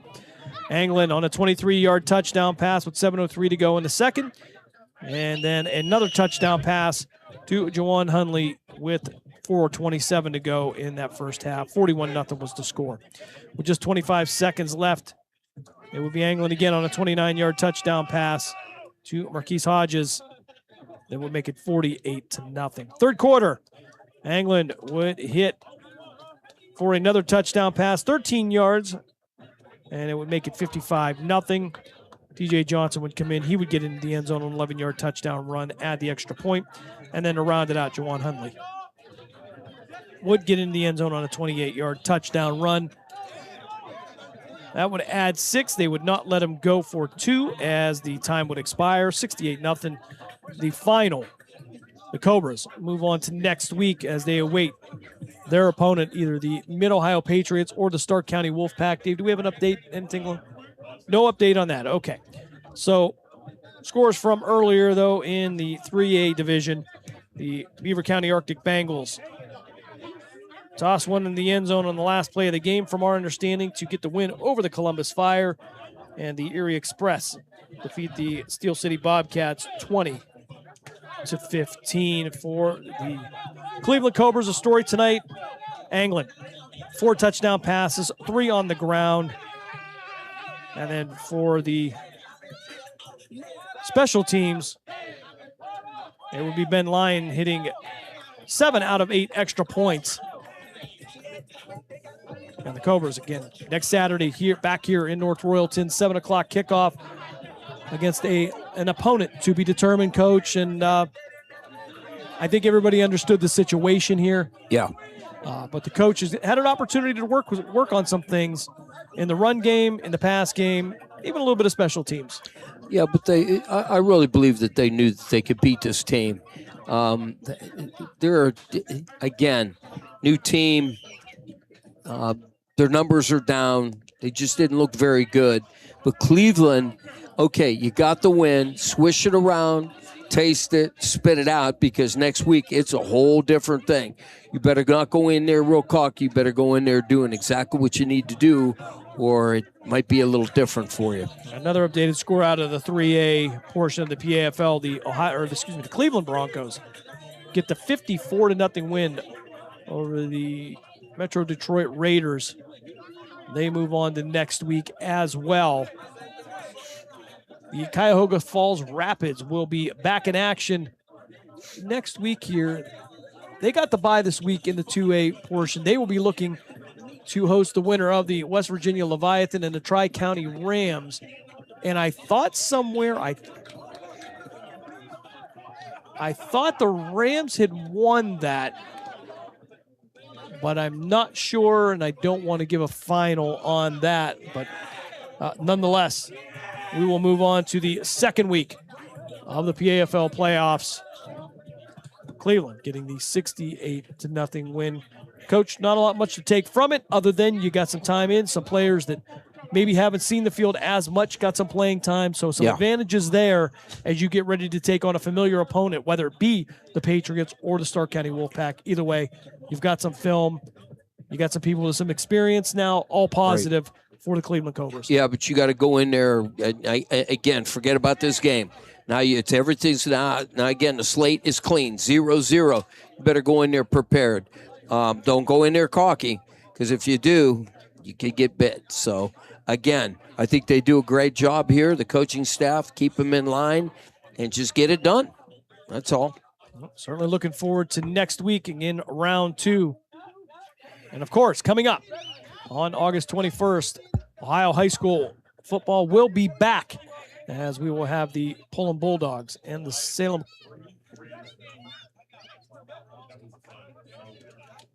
Wow. Okay, so the West Virginia Leviathan, we understand now, got the 3-0 win over the Tri-County Rams. So the Rams involved in a 6-0 game last time and a 3-0 game today. So tough program out there. However, the Leviathan will move on to take on the Cuyahoga Falls Rapids next week. Cleveland, again, waiting for their opponent. And as I was mentioning, high school football coming up August 21st here, and in September, we look forward to the return of the Youngstown Phantoms and the United States Hockey League here on Western Reserve Radio. And of course, you can hear all the games here. Well, all the home games anyway. With the voice of the Phantoms, Matt Lipsack. So lots to come here as, unfortunately, the summer starts to dwindle. Fall schedules start to come out, but even though it'll be a little bit cooler, a lot to look forward to here on the iMedia1 network. So again, next week, the Youngstown Patricians hosting the Canton Hurricanes in Brookfield, and it will be the Cleveland Cobras hosting either the Mid-Ohio Patriots or the Stark County Wolfpack. That game to be played 7 p.m. right here at Serpentini Chevrolet Stadium in North Royalton. For the coach, Bob Gessler, and for Dave Ferris, I'm Jim Craven. Thanks for joining us here in week 1 of the PAFL playoffs. We're looking forward to having you back here next week as the Cobras move 1 game closer to that championship game here in the PAFL. Your score one last time here tonight. It was all Cobras. They get the win 68-0 over the Warren Pirates. And we hope that you all have a fantastic weekend. Good night, everybody.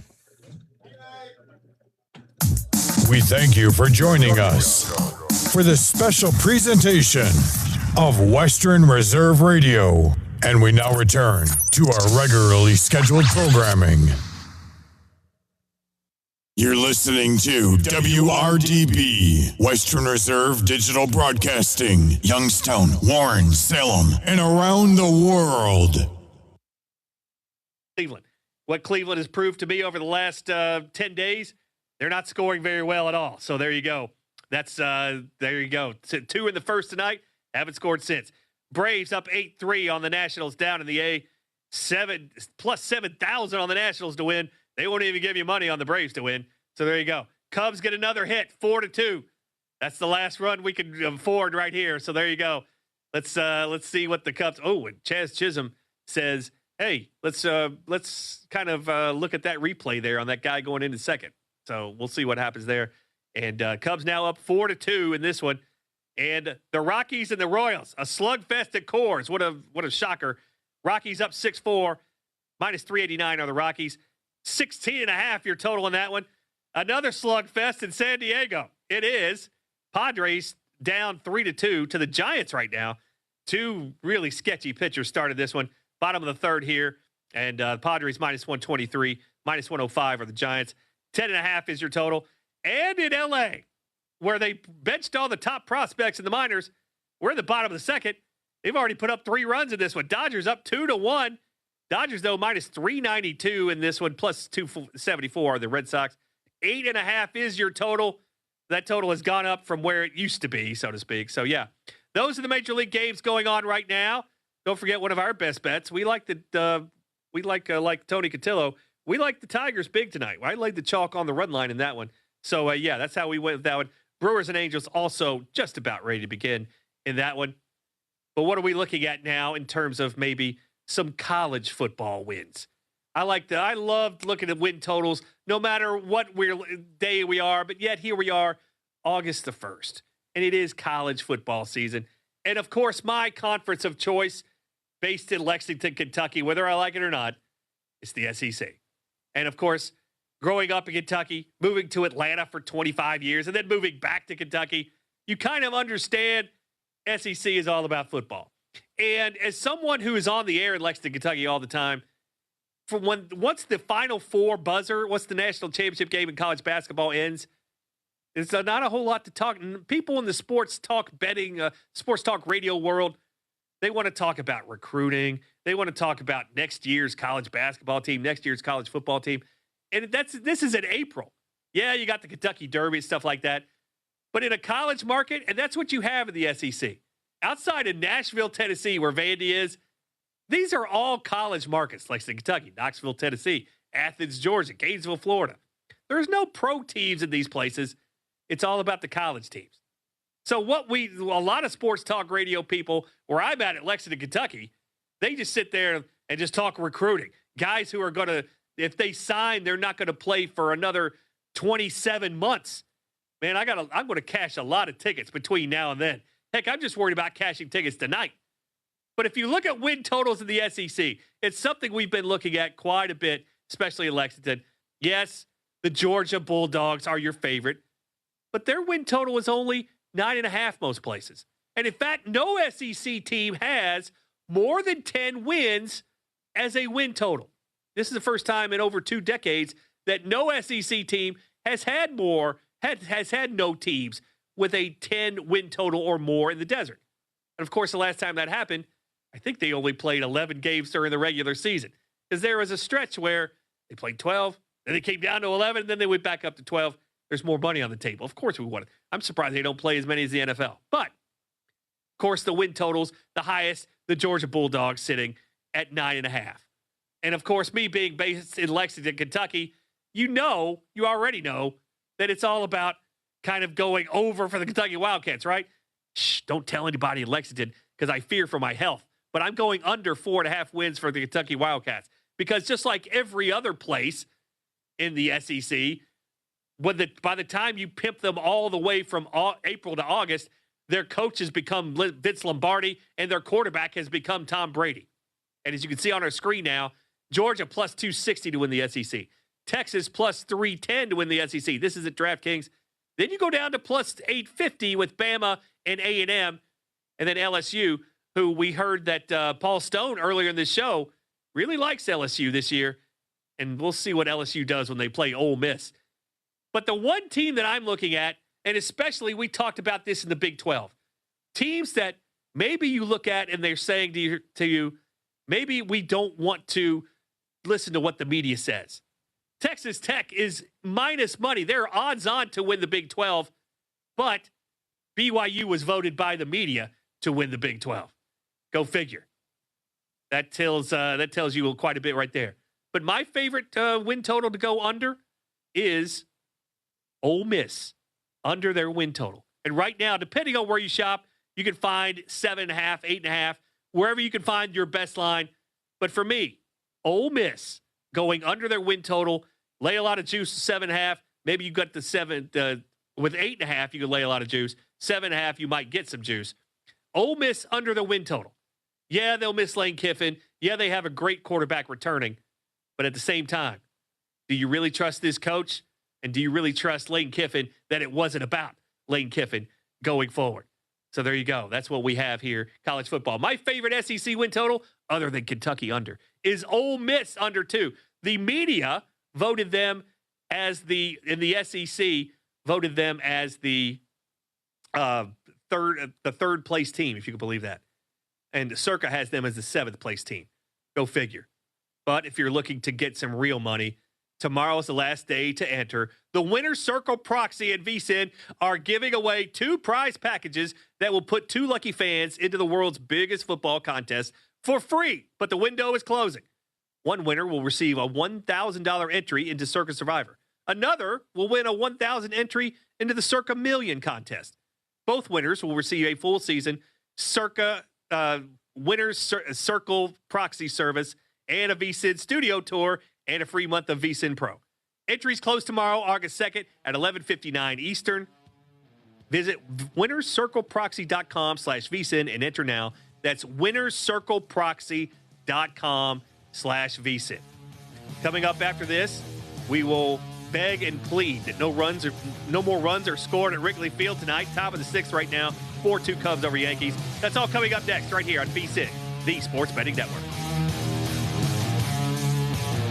This summer, the Honey Pepper Pimento Chicken Sandwich and Pineapple Dragon Fruit and Sprite are back at Chick-fil-A. Let me tell you about the Pineapple Dragon Fruit and Sprite. It's bright, it's bubbly, it's back. The Honey Pepper Pimento Chicken Sandwich, it's so rich, and you can choose between the original or the spicy filet. Ooh, boy. And then you got those pickled jalapenos tucked right under the filet, and then just to top it all off, you've got a little honey drizzle right on top. Okay, now I'm a pimento fan. And I'm feeling the dragon fruit. Which fan favorite will you choose? Real customers paid for their testimonials. Winner's Circle Proxy and VSiN are giving away 2 incredible prize packages that'll put 2 lucky fans into the biggest football contest in Vegas for free. One winner gets a $1,000 entry into Circa Survivor. Another wins a $1,000 entry into Circa Millions. Both winners also secure a full season Winner's Circle Proxy service, a VSiN studio tour, and a free month of VSiN Pro. Enter by Sunday, August 2nd at winnerscircleproxy.com/VSiN. That's winnerscircleproxy.com/VSiN. If you're serious about betting football this season, get ahead now with VSiN Pro. For a limited time, get our football special for just $175 with full access through the Super Bowl. Get our NFL betting guides, daily best bets, real-time betting splits, AI-powered prop projections, and 24/7 coverage on the VSiN Watch app. Plus, previews and coverage for college football, NBA, NHL, and more. Go to VSiN.com/subscribe to sign up for just $175 and join us on the Sports Betting Network. The sharpest minds in sports betting are on VSiN by the Books with Dave Ross and Jensen Lewis.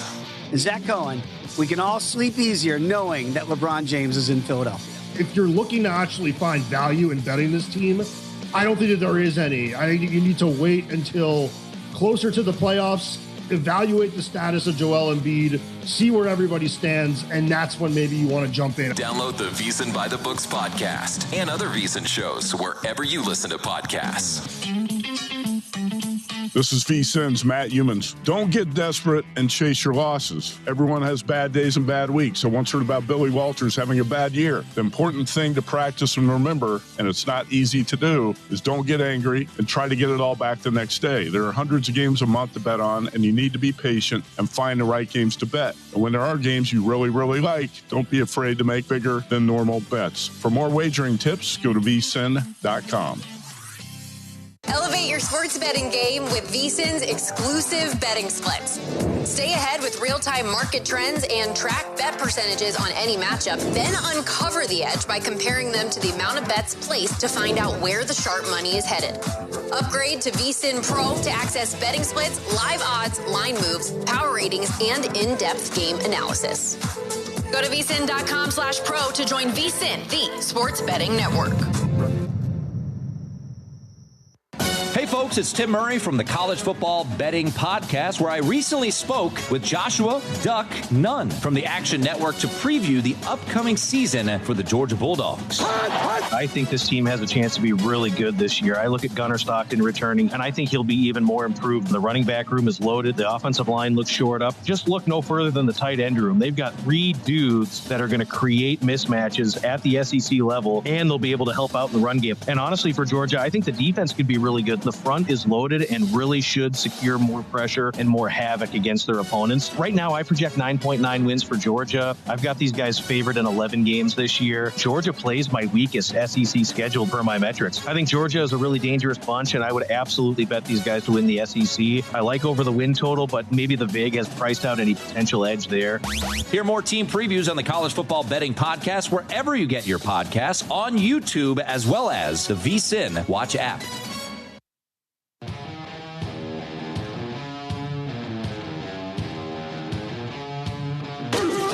This is Live Bet Saturday on VSiN, the Sports Betting Network. In Franklin, Kentucky, here at the Mint Gaming Hall, right above that Circa Sportsbook.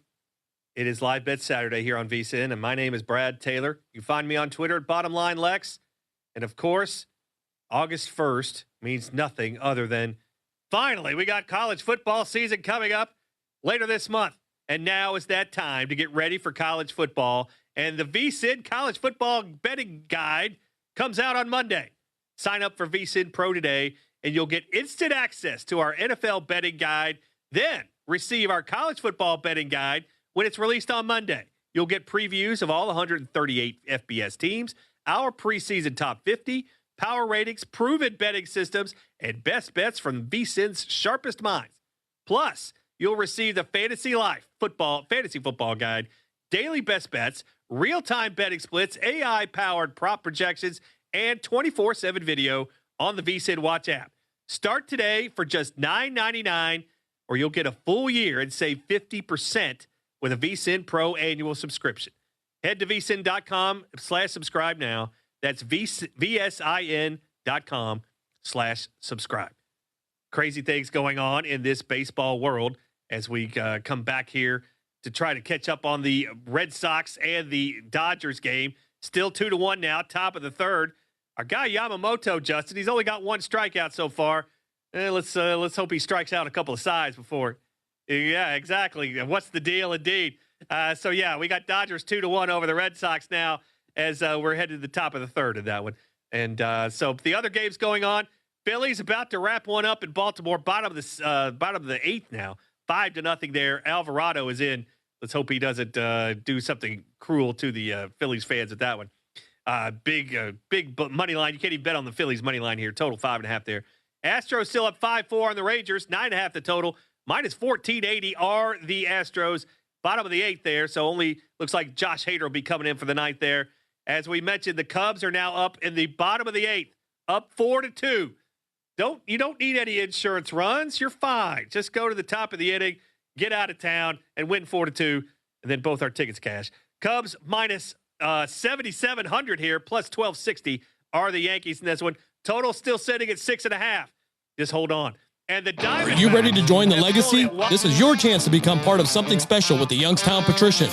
Honoring the proud football tradition of the Valley, we're on the lookout for talented post-high school athletes who want to make their mark on the field. Whether you're a seasoned high school athlete, college, or former professional player, develop your skills and become part of a team that values hard work, dedication, and community spirit. Don't wait. Begin your path to the gridiron by visiting youngstownpat.com or contacting us on Facebook at the Youngstown Patricians. Be bold, be legendary, join the Youngstown Patricians today. Not completing high school is more of a social thing than it was an academic thing. Even though all these years have passed, I still had that longing to have my diploma.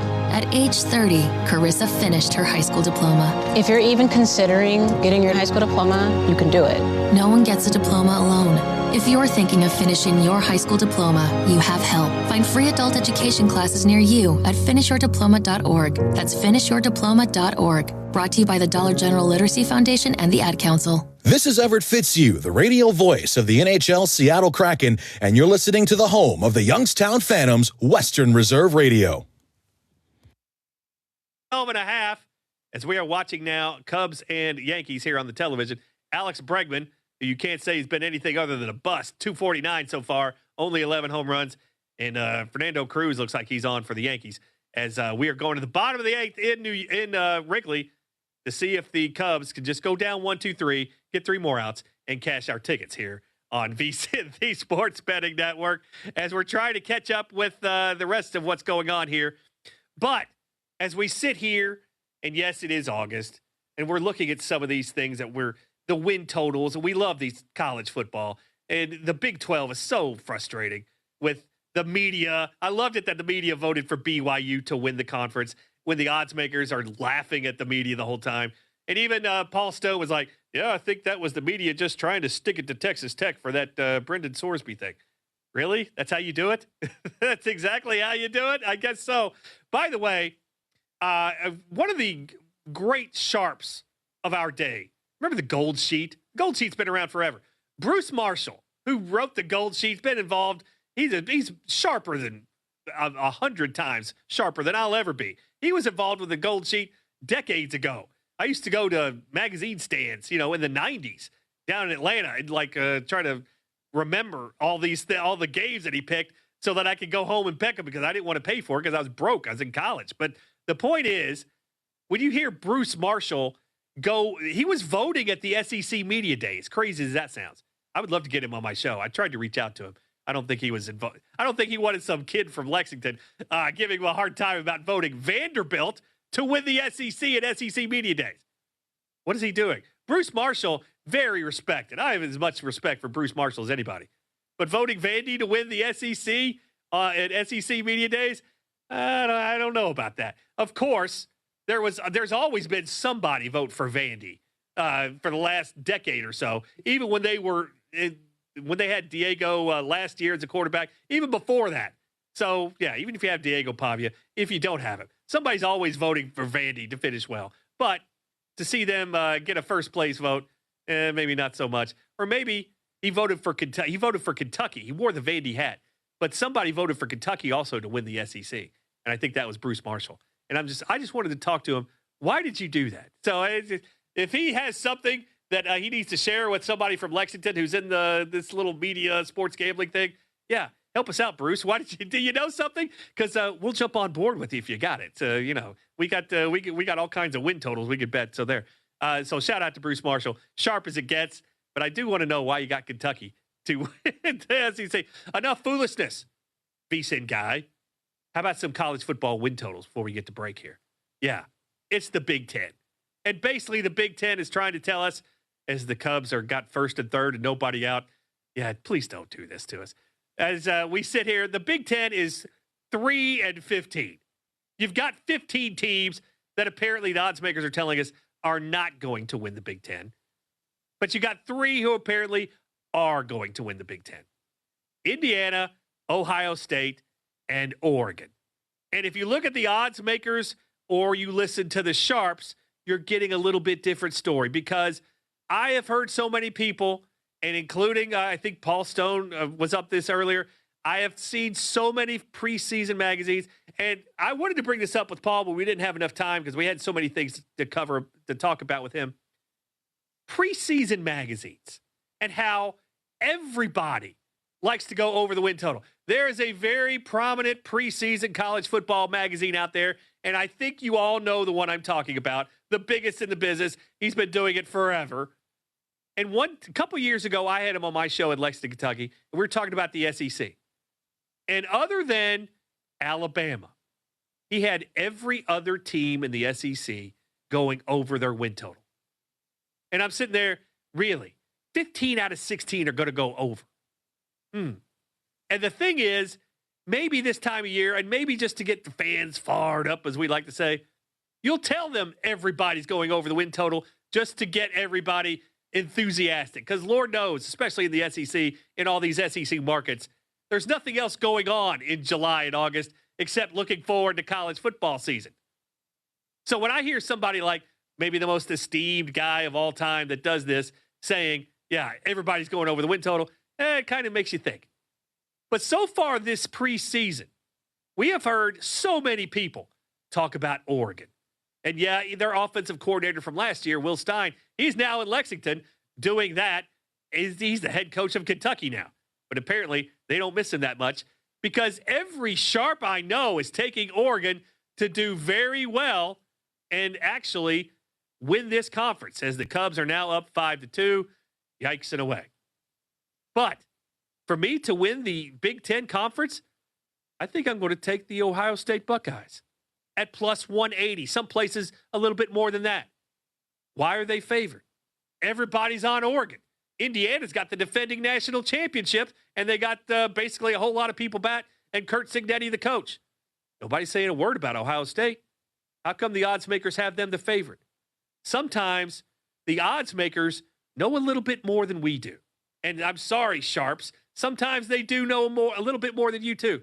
Not nearly as much as they know more than me, but sometimes the odds makers know a little bit more than us squares do. So although I'm hearing everybody talk about Oregon, and rightly so, they're a 10.5 win total this year, do I really think that the Ohio State would be a sizable favorite if not for that? I'm taking Ohio State to win the Big Ten Conference this year. Not because all of the preseason prognosticators have told me Oregon's the play, because they have. But it's because the odds makers are saying Ohio State at plus money looks like to be a little bit ahead of the pack. And that's the bottom line here on VSiN, the Sports Betting Network. Coming up after the break, though, we will get to the top of the hour. We will mourn our last-second loss of the total at Wrigley Field. Thanks a lot, 6.5. Why couldn't you get to 7.5? But we will talk all kinds of Major League Baseball and other stuff coming up next right here on VSiN, the Sports Betting Network. In sports betting, the edge doesn't wait. Lines move, limits change, injuries break. Spot Odds gives serious bettors real-time visibility across more than 100 sportsbooks. Track odds, monitor limits, react before the market catches up. Legendary bettor Billy Walters said it best. Spot Odds is hands down the best sports odds service there is today. Visit spotodds.com and use code VSiN for 10% off. Meet Lee Platts, a renter whose possessions fill not only her apartment, but also the darkest corners of a mini storage unit. A land of both truth and fiction. Truth, everything inside is protected by Progressive. Fiction, one day Lee will fit into her clothes from senior year of high school. Renters, discover coverage for what you love and what you can't get rid of in Progressive's Protection Zone. Get a quote at Progressive.com. Progressive Casualty Insurance Company, affiliates, and third-party insurers. Hey, VSiN fans, it's your old pal, Brent Musburger. I know what you're thinking. You're driving in your car, listening to VSiN, and you have no way to write down all those pics you're hearing. I have the solution. Become a VSiN Pro subscriber, and you'll get access to every pick from every show. Bill 80 will even send you an email with all of them every morning. Go to VSiN.com to become a Pro subscriber and join us on the Sports Betting Network. That's VSiN.com. Hi, this is Kelly Bidlin from the Long Shots podcast, where Matt Brown recently spoke about the major changes coming to the PGA Tour. I think they did what they had to compete with LIV, but now that LIV is going away, I think moving towards a different format, guys, what this is going to do is no more of these no-cut events. It's going to be 120-player fields as opposed to these like 72. There's going to be cuts in all of these. There's going to be more tournaments with bigger prize pools attached. Yeah, you might not get everybody every single week, Wes, but you will get more players kind of dipping in and dipping out. And so we won't have these tournaments where you and I and Kelly come on here and go, well, nobody's playing this tournament. There'll be more incentive for some of these guys to play some of these tournaments they haven't in years past. Hats off for the tour for not sitting on the fact that LIV's going away and just going, oh, okay, well, we got rid of those guys. Good on us. From what I'm seeing, it does seem like it's good changes in my opinion. Hear more about golf's new format plus betting insights for this week's stop on the PGA Tour with Matt Brown, Wes Reynolds, and myself. It's all on Long Shots. Get it on the VSiN Watch app, YouTube, or wherever you get your podcasts. Celebrate in style with the Legacy Club Sunset Package at Circa Resort and Casino. Cozy up by a fire pit, enjoy handcrafted cocktails, and raise a champagne toast as the sun sets over the Las Vegas Valley. With breathtaking panoramic views and an unforgettable atmosphere, it's the perfect setting for any occasion. Legacy Club Rooftop Cocktails. Reserve your spot today at circalasvegas.com.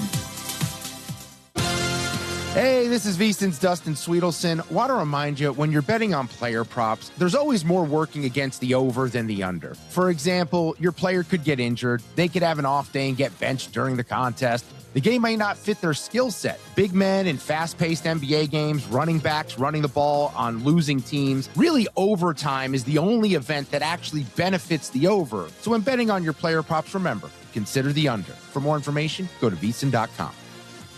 Prop Points with Nick Whalen and Jeff Erickson. Saquon Barkley, over 1,009.5 rushing yards, and minus 110. Play it or pass it. I am back in on Saquon Barkley this season, mostly in fantasy, but I think this applies to the futures market as well. Timing them with these elite running backs